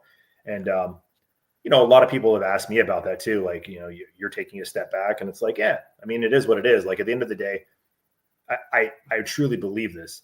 I don't give a shit about anything other than winning. Yeah. And I'll do whatever it takes to win. If that means hurting someone's feelings because I sit them, so be it. If that means I sit myself, so be it. Like, I'm going to do whatever it takes to win. And if I can make the roster better and I can make the team better, then I'm willing to do it. And Skinny's done this before and been here before. So I feel that it was the good move and the right move. And whoever asked if Marky's still on the team, he absolutely is. Yeah.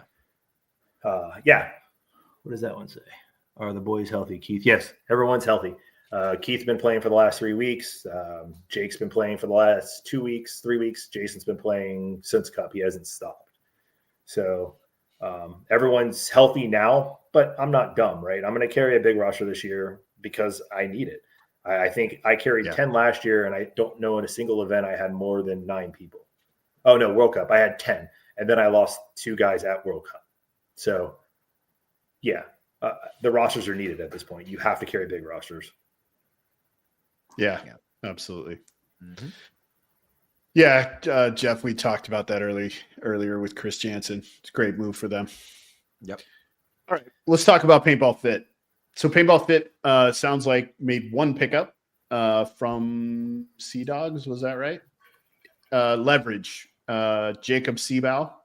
Mm-hmm. So Paintball Fit adds Jacob Seabow. Other than that, no changes. Casey Harris returns as the head coach.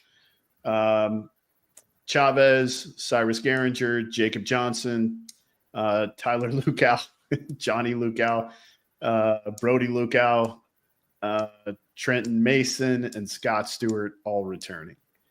Better or worse? Joey? Same.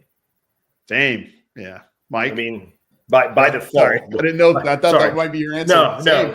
By default, with the middle and the bottom getting weaker, they're going to be better. But where they finish 5th? Sixth. They finished sixth. Yeah, same. Yeah, Six overall because of double points and that Wouldn't matter. glorious Yeah. win at Cup. Still going to say same. I'm going to say they're going to be right in that same position, whether it be they do well at another event. I think they'll have their events, but I say same for them. I think they're obviously one of the better teams in paintball right now. Coming off a World Cup win, you don't accidentally win World Cup. So solid ass team. You know, let's see how it plays out this year, and then we'll go from there. You know, like the Wolves come knocking on the door, and once you win World Cup, it's kind of the targets get bigger, and obviously winning World Cup, it's very hard to pull any of the targets away. So let's see what happens after another year. Yeah. I think based off your same premise, Joey, in a way, I'm almost tempted to say I was with you. I was like the same, but I'm almost tempted to say they got better. And here's why. They were a strong middle of the pack team for the entire season. They sat there and just kept grinding. And they did it by the end of the year. They showed, what that grit gets you. And because the Wolves came knocking, obviously the Wolves came knocking. I don't know of anything for sure. I know Chavez was on plenty of people's radar, but Wolves had to have come knocking, meaning they didn't go anywhere. And that culture continues. Those guys play a lot of paintball. And I think their trajectory is good. I'm gonna have to say by not doing much, but maybe continuing that trajectory, they're just gonna keep getting better. It's funny you said what you said about Chavez. I saw him at the ICPL I played in December. Not one team had reached out to him. Well, okay, in that case, not one team had reached out to him. Wow. I do call him and say, "Hey, bud, you want to come play with us? You just won World Cup," and he's going to tell me, "No, I'm happy." So right. That's a exactly conversation what I told him. That's not going to happen on a World Cup win. If they would have taken second, absolutely, he would have gotten a phone call. If they would have taken fourth, he'd have gotten a phone call. If they had taken 16th, he'd have gotten a phone call. But when you win World Cup, you don't get phone calls because why would you leave? You just won World Cup, with your boys, right? Yeah. That bond is strong at that point. I think just because they didn't make changes, Paintball Fit got better. And I do think, Joey, you said it correctly. I do think where they finished around that top of the second tier, middle of second tier is kind of where they'll be. Which, again, we're talking about a second-year pro team being in tier 2. Mm-hmm. That's a huge compliment to them. I'm not saying I don't think they can, consistently be at the top. I do. I just don't know that you'll be able to do it in year 2. But I do think a mid-tier or a second tier, middle of the second tier is probably where they'll be. I do think they played incredibly well. They were missing a middle impact throughout the year, and they answered that call at World Cup with a lot of time and won the tournament with 2 guys in the middle of the field. Really kind of voided it throughout the year, but then put 2 guys into the middle of the field to play those up-tempo points that ended up, ultimately winning them the tournament. I think Paintball Fit gets better, 1, because I think they figured out some solution, and 2, because they didn't really make any changes. Again, they've shown with Cyrus and Jacob Johnson, really, that bringing guys in and playing the amount of paintball they play, that those guys are just going to, through, fruition, get better.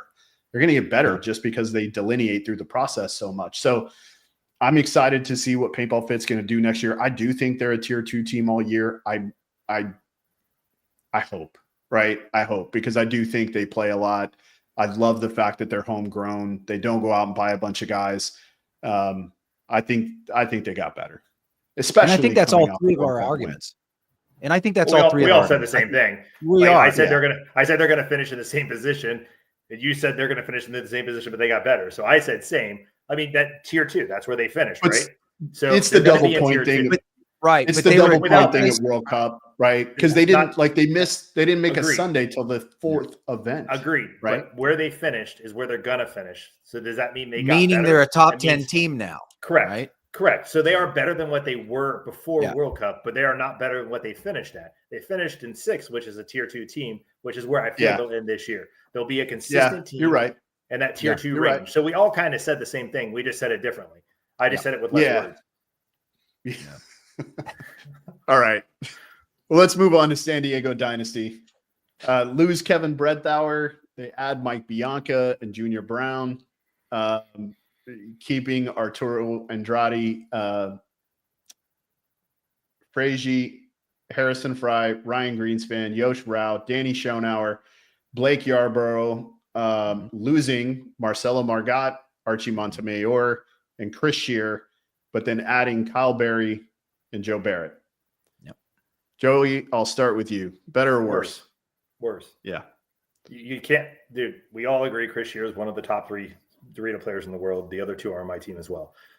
You lose Marcelo Margot, who's arguably the best 2-3 guy in paintball right now. One of the best, if not the best.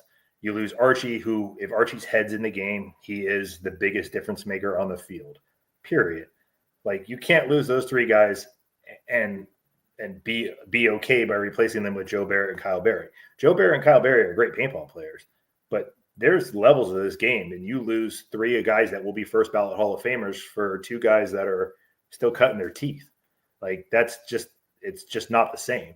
Losing Skinny, I think that's going to hurt them more. I think Mike going in there will help settle that down, but I do believe that Mike's going to have some growing pains with those guys because they don't know you. You don't know them. Skinny knew all those guys. Skinny grew up with those guys. Skinny knew how to put fires out real fast in that squad. So I think you'll be fine, and I think they'll be still a good team, but they are not going to be the same team as they were. So worse. Yeah. Yeah, I agree. I think they got worse for the same reasons. Marcelo, when you talk about the three losses, you're talking about three guys, and I also agree about Archie. If Archie's head's in it, those three guys are in the top 10 of the world. Yep. Yeah. I mean, they're in the top 10 players in the world. Now, you still have one who's in the top 10, maybe two, depending on where Blake is at. But Ryan Greenspan is, of course, in my opinion, he's the best player we've ever had.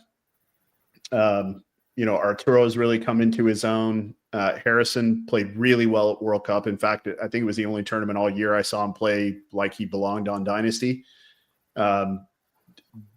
Danny's still a big question mark. It will be exciting to see Blake get to play a lot more because I think he's really talented and was underutilized last year. But I also agree with the Kyle Berry, Joe Barrett thing. The big thing I see with Dynasty right now is just there's not a lot of attack. There's not a lot of attack on that roster. Mike, let you speak on it. Okay. Let's see here.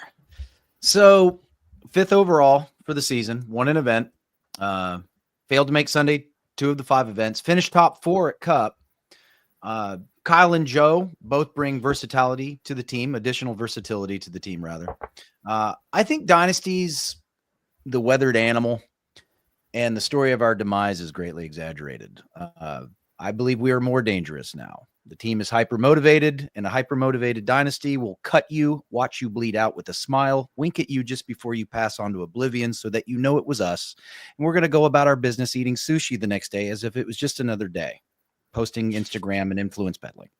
Okay? I'm sure you too, and our viewers and listeners, have heard of guys throughout history, such as Leonidas, William Wallace, Ragnar Lodbrok, or Spartacus, Sitting Bull. Yeah. All great warriors. Yeah. None of them and all of them pale in comparison to Dynasty's exploits on the field.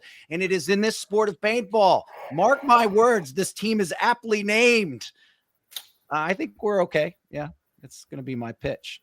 You guys make great points, right? Losing Chris Shear, it does hurt us. It does hurt us. However, though, I look at, and I've said this a couple of different times.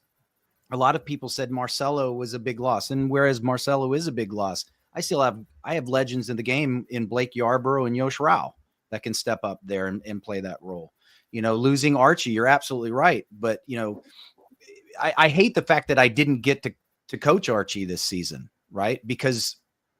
And I don't know a lot about it, and I'd love to talk to him about it if I get the opportunity, but Archie seemed to be phoning it in this season, and I was looking forward to sucking that better performance out of him, right? Making him that player that you said, right? He's a playmaker. He's a difference maker. But I think we're just as dangerous right now. I think I think we are going to be better. And the reason why I think we're better is not because of the player losses or the player gains, but because of the culture and the motivation and the direction that we're taking this ship. And I think that is absolutely what you should say and should sell to those guys. But reality is that team is not as good as it was. You can't replace those 3 guys with those 2 guys. I'm very, very sorry. I do think you have a lot of great players, and I'm not saying Dynasty is going to be bad. I didn't say that. Dynasty will still be a very competitive and a very good team. But that is not the same Dynasty as last year's Dynasty or the year before, the dominance that they've had over the last 4 years. That is not the same team. So, yes, they'll still be a good team. Yes, they'll be hungry. Hopefully they have something to prove, and they come out and they just surprise the world. But that is not the same Dynasty. No. I'm ready to kill Persians after that speech. I'm ready to find some Persians, get my 299 closest friends, and let's get after it. I love it. Jeez. Mike and his soapboxes. That was a good one. Nice job. Thank you. Nice job. All right. I had to get some historical references. Oh, it was good. Yeah. It was good.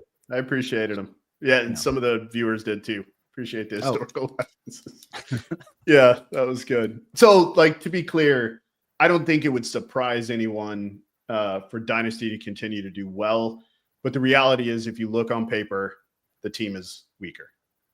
If you just look on paper, I don't think anybody's looking at Dynasty going, oh, this is going to be an easy game. But I do think on paper you got weaker. But let's talk about Houston Heat.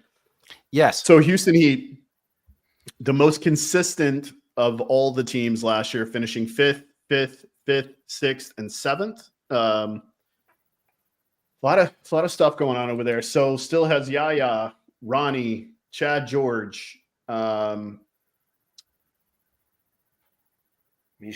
Mishka still there, Sam Monville, Ryan Moorhead, Ryan Smith is still the head coach.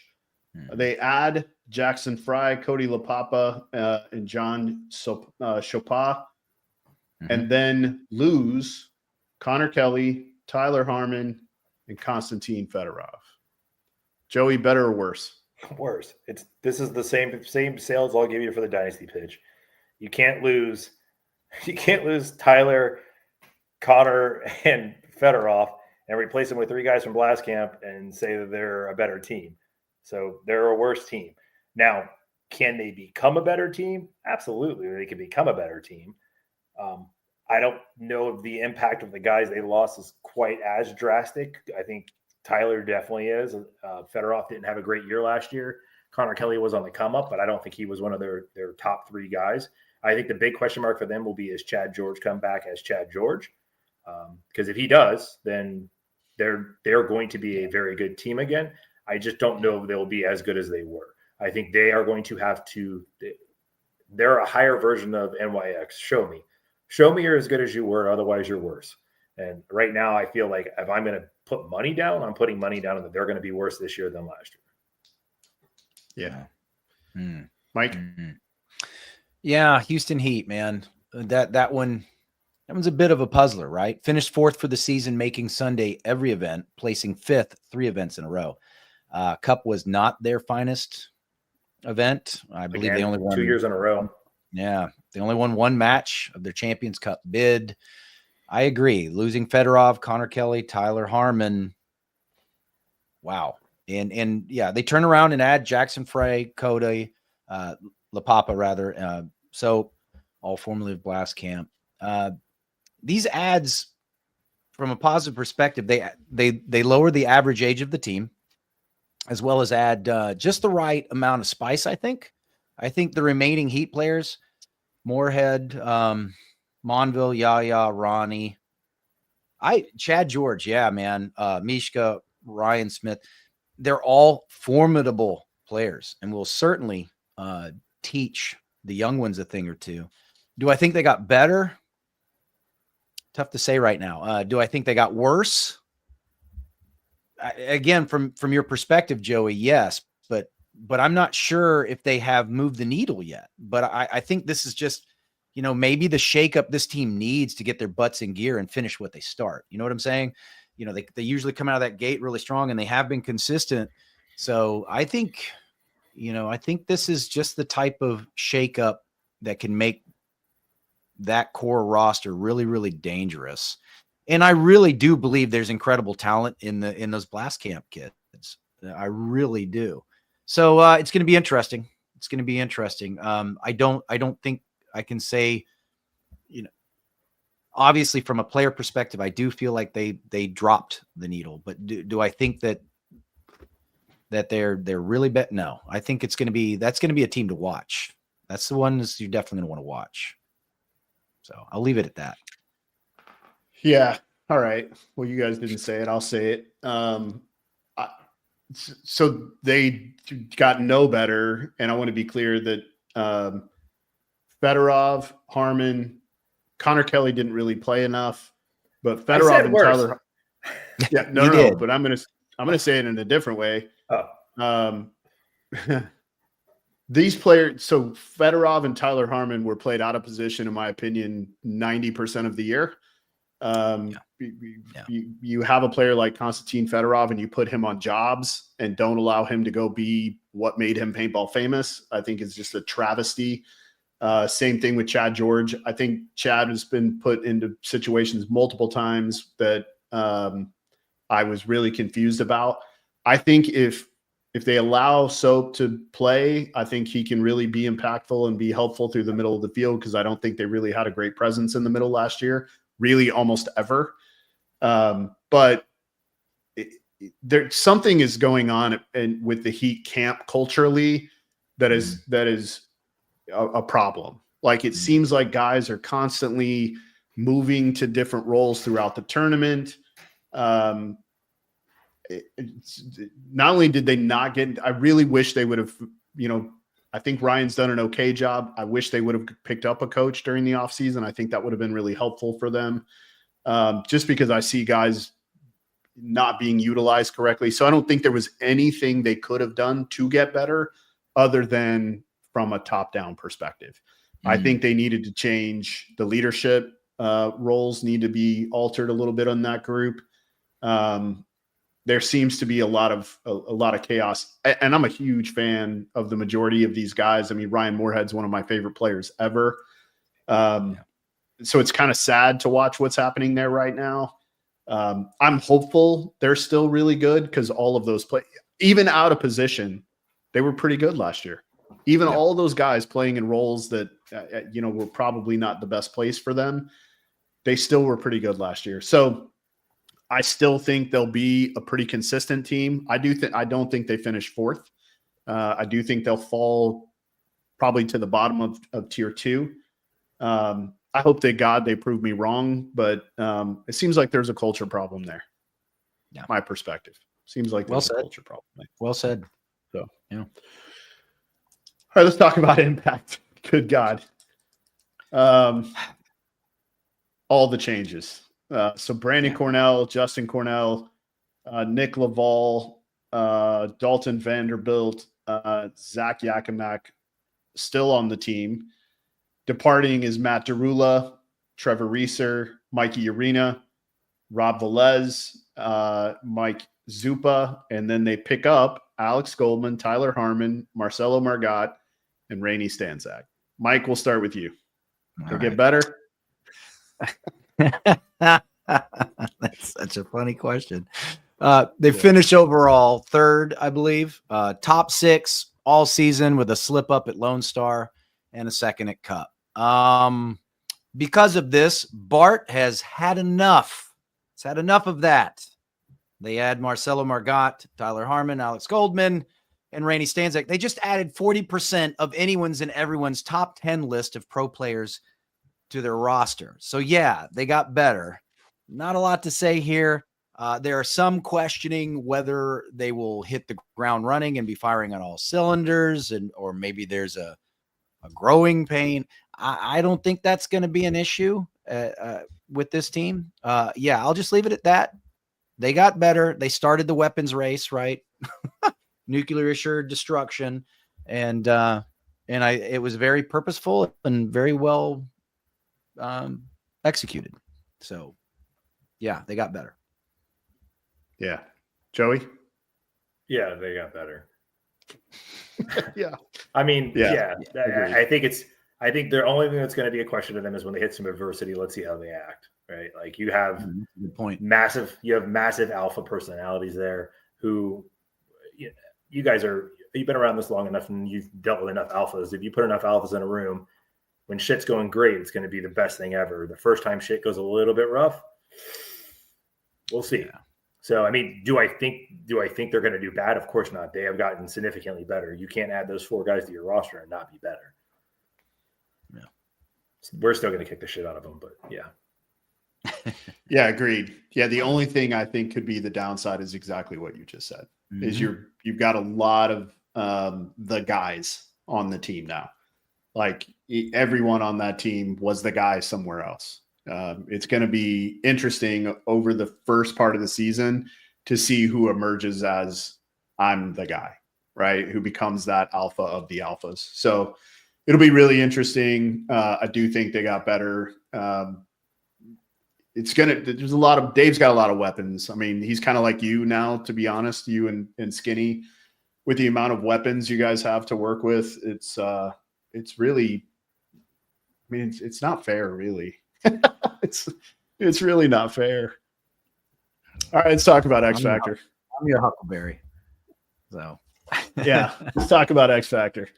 All right, Ryan Brand, still the head coach. Dixon Yang assisting. Cody Bayless, Billy Bernaccia, TJ Danner, Matt Jackson, Alex Martinez, Meter Ninos, Colt Roberts, Tim Stetzel, and then adding Archie Montemayor, losing Axel Gaudin. Mike, we'll start with you on this one. Better? Yeah. Worse? Yeah. Okay, so second place for the series with 5 Sunday appearances, 2 of which ended with second place. This team showed incredible resiliency and consistency. I think they ran, was it 7 most of the year? Maybe? Anyway, I think they had like 6 at Cup. Anyway, these guys know how to play paintball. Ryan Brand, big fan. I think the Ryan Brand Dixon Yang's a great, situation.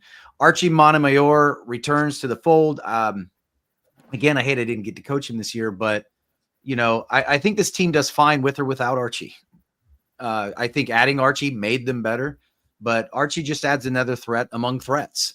And if he's there and he gives 100%, goodness gracious, yeah. So I think X Factor got better. Yes. Joey? Worse. How come? Because they can't be number 2, because that'll be Impact and we'll be number 1. So they're going to be 3 or less. So they're worse. God, I love you, man. This is so fun. I love it. So, I think roster-wise, I think the roster got worse too. I think losing Axel is going to hurt them more than they know, more than anyone has seen. I think Axel was a big reason why they were as consistent as they were. With 8 extra snake beans on the field, having an Axel Godin on your team is huge. The snake's makeable. Archie can get in there and do work. What Archie are we getting? Is it going to be hungry Archie, or is it going to be last year with Dynasty or last year with X Factor Archie, right? Like if he shows up and he's hungry, he'll be a big asset to the team. But I don't know if you replace Axel with Archie and say you're better.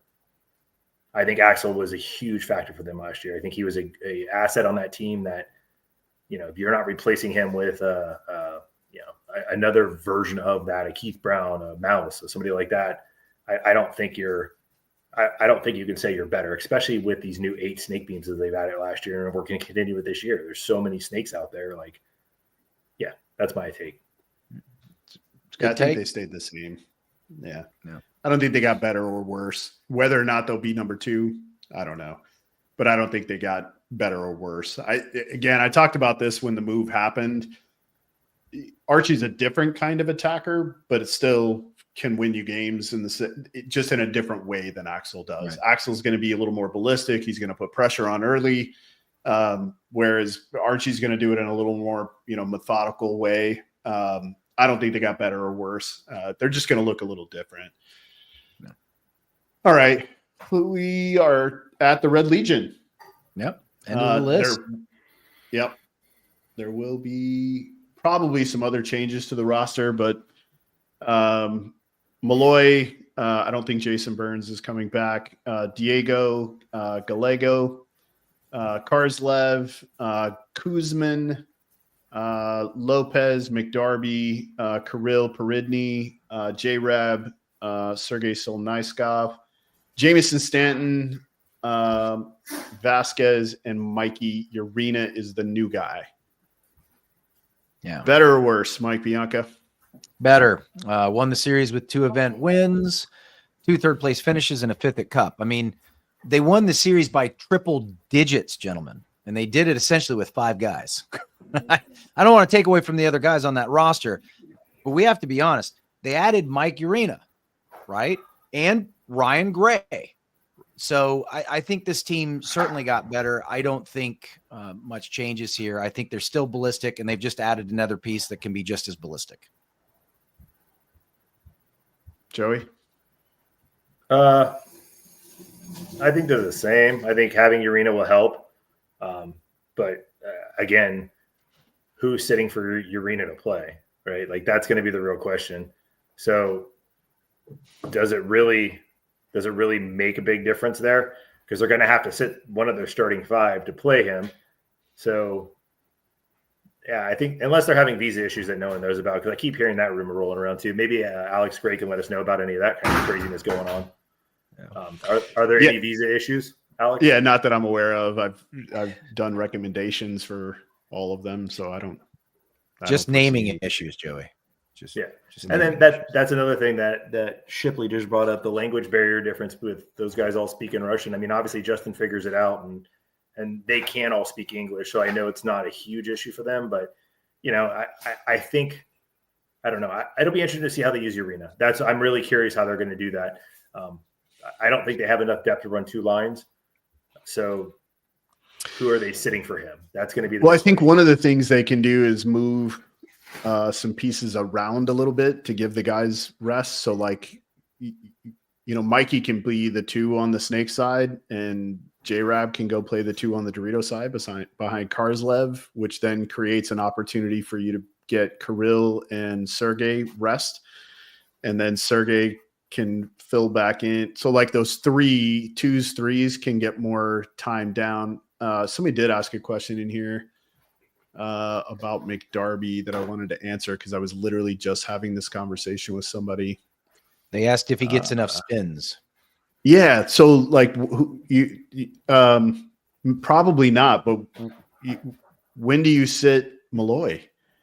Like he's maybe the best player to ever play that position. You're like, we're just going to sit you so this kid can get spins. They do get him spins when they're up 3 points or so. They start putting those guys in. I do wish they would stop making wholesale changes when they do that and let those guys play with the 1s more often. But yeah, I think McDarby's got a lot in front of him, but you got to remember too, he's like a 2-year pro at this point, playing behind a guy who's been doing it for 22 years. So it's tough. Yeah. So they won the series. You can't get better than that. So I do think the roster got a little deeper and will probably continue to get deeper. I'm really excited. In 2 weeks, I'm going out to Florida. We have a bunch of guys coming to try out. So it'll be a lot of fun. Anything else? Any other questions in here? Got to build the youth up. Yeah. Yeah, the youth's got to build themselves up. Get out of here. It's not our job when you get to the top. When you get to the top, you're ready for it or you're not. You want to build up in D2, build up in D3, build up in D4, build up in semi-pro. Build yourself up. It's not the pro's job to build up the players. I hate it when people say that stuff and it pisses me off. Like build yourself up. You want to be a pro player? Do what the rest of us did to become pro players. Go out and work your ass off.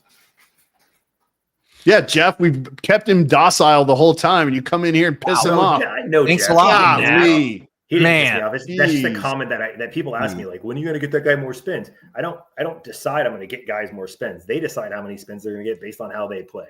They earn their play time. I don't give play time. There it is. Amen. Yeah, that's right. You want it, come and take it. You can't come and take it, then you're not going to get it. And especially at an event, right? Like that's always when it drives me nuts. It's like that, but that kid got spins at practice. Like we played each other. He got opportunities to play. He's not as good as the guy who's playing. So he's going to get 1 out of 4 or 5 because that guy's better. That's the way it works. This is a meritocracy, right? So 100%. And I, All right. I'm a firm believer. Drew Bell Don't give a agrees. shit about it. Yeah. Mike, how'd it feel to say the new team names in the intro? No slide to the former teams. Yeah, of course. No slide taken. You Are know, you it's guys gonna change exciting. the intro? Are you guys going to change the intros, or I think you just gonna we keep have it talked rolling? about working on that, haven't we? We've asked like 5 times for somebody who's a videographer to help us do that. Yeah. It's exciting. Yeah, it's exciting. Yeah. What changes do you think the league will make, if any, to the current bunker system? None. Yeah, none. It would have happened thought at Cup. They would have showed it at Cup if there was going to be something new. Just for you guys at home, if you ever want to know there's going to be a new field for the next year, go to the Sup Air bunker at World Cup. If you see a bunch of new weird looking bunkers, that's the new kit. There it is. Yeah, they would have already Still waiting. released them for sure. Teams already We're waiting started for practicing. the population to calm down about the 8 new snake beams too. So Yeah. X Factor and Diesel practice this weekend. Like teams already playing. So that's right. Yeah, we're next weekend with us, Infamous, Wrecking Crew, and Revo / Arsenal, I guess, whatever. Cool. Not Do sure. you I think as a understand. developing Translate player, this for they me should because I'm be not sure I more understand the question. selfish or more selfless when it comes to As a- day to day with a camp? Yeah, I don't know what that means. Give us more. Give us more Yeah. content. Yeah, context. Do you mean, hey, they should be bullying their way onto the field, saying I'm the man, I'm going to work hard than everybody else, or are you saying that hey, he should be a great teammate and support those around him? Where are you going with it? Because you should do both. Right, I was just going to say that. Like, there's no bullying. You show up and you earn Yeah. it. Like, you come out, earn and it. you put the work in. Chris Horn's a perfect example of someone who earns it. That dude plays more paintball than anybody on my team by far.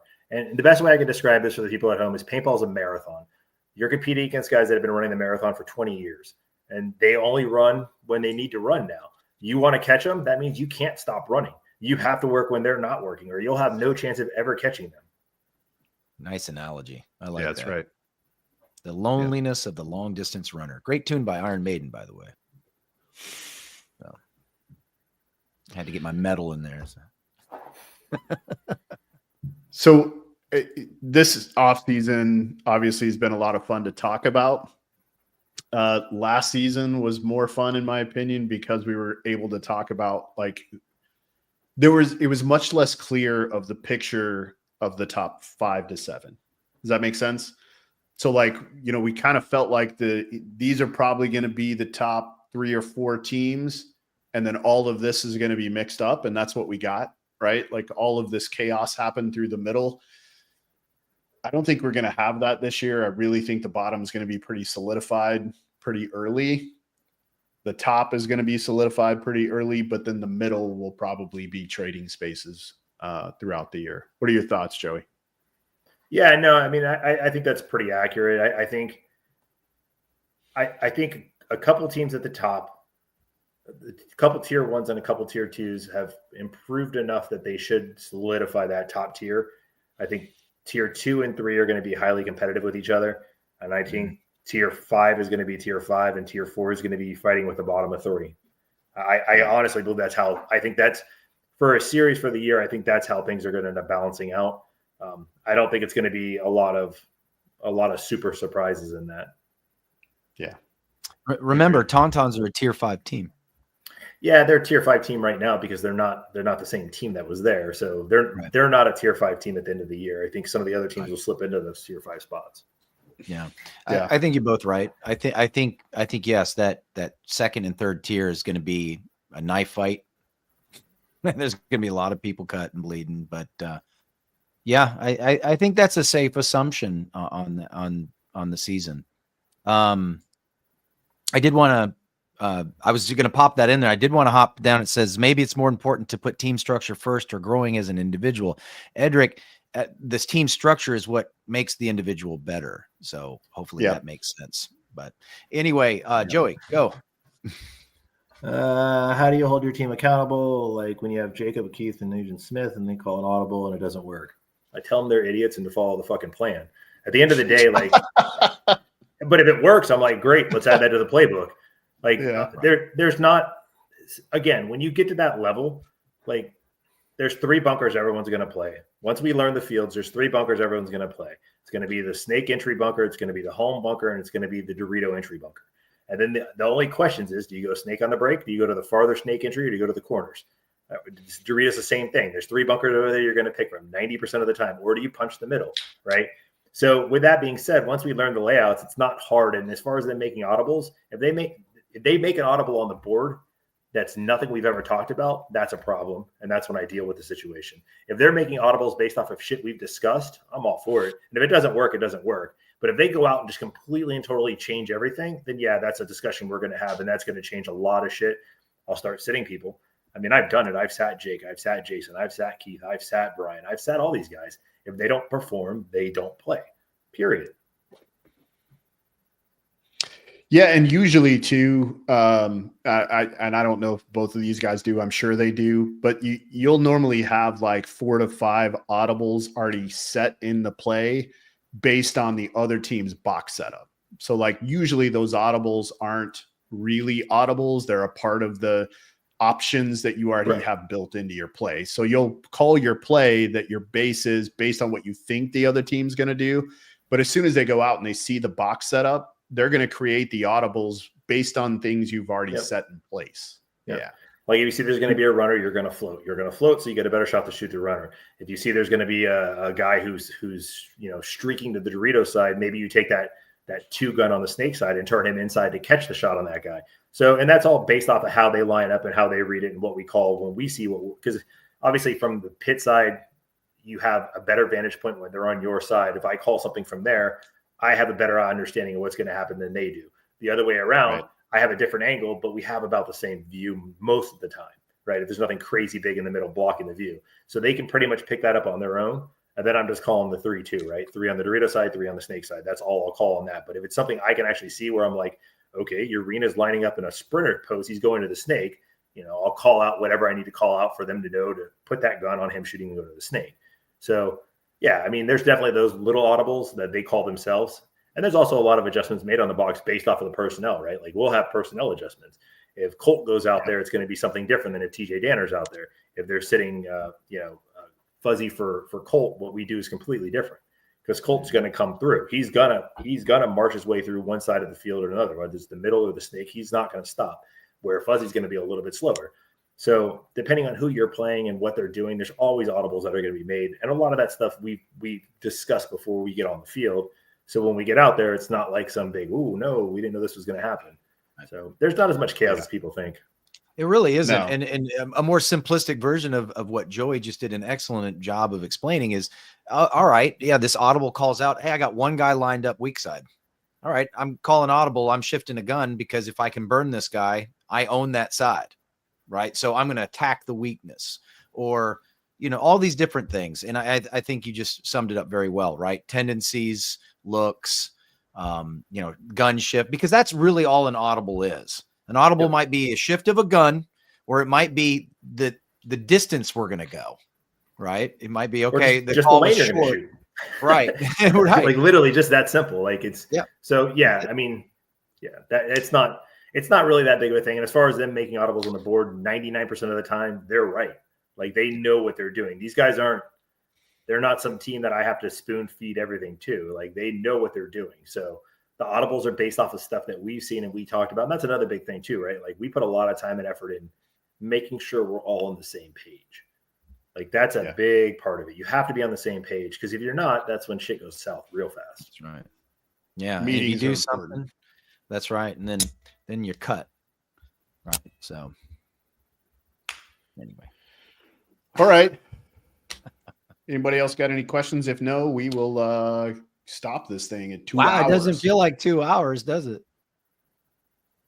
Or maybe it did, Joey. Did it? Did it feel like 2 hours for you? No, I could talk for hours on my own. Yeah. You see some of the phone calls Ryan and I have, it gets ridiculous. They do get long. They do get long. I just had a long one with Maddie Marshall. We were on the phone for about almost 2 okay. hours. That's every conversation with that. That's Yeah, but we were having a great time, man. We were talking about literature, we were talking about psychology, we were talking about all sorts of cool things. That's always what it turns. I can call him to say hi. Yeah, we just talked about porn and below, so that's cool. Oh, right. Nice. Okay. Let's see. Where were we? I'm going to the comments. No, we're not going to the comments. We're going to end the show on that note.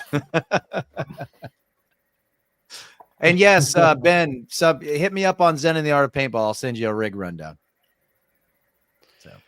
All right, guys. Thanks for watching this episode of the Coaches Show. Thank you to Joey Blute for joining us tonight, to Major League Paintball for the support of the show, Darren Cessna, Alex Sorensen, Kevin Fillers, and Tom Cole. If you want to improve your game, possibly play for Team USA, get the best knowledge in paintball at bk@paintball.com. Check out the combines in the summer camp. Make sure, if you are wanting to do the coaching clinic we are doing at the combine, if you're on Facebook, it's above us. If you're on YouTube, it's below us. You can click that link, get signed up. Please do so ASAP so I can have the shirts made. If you're looking for new gear for 2025, check out all that Max has to offer. Get true custom work for all your soft goods, including jerseys, pants, tech tees, and hats with Mike Bianca and Joey Blute. I'm Ryan Gray. As always, be responsible. Check out the Dynasty's champion.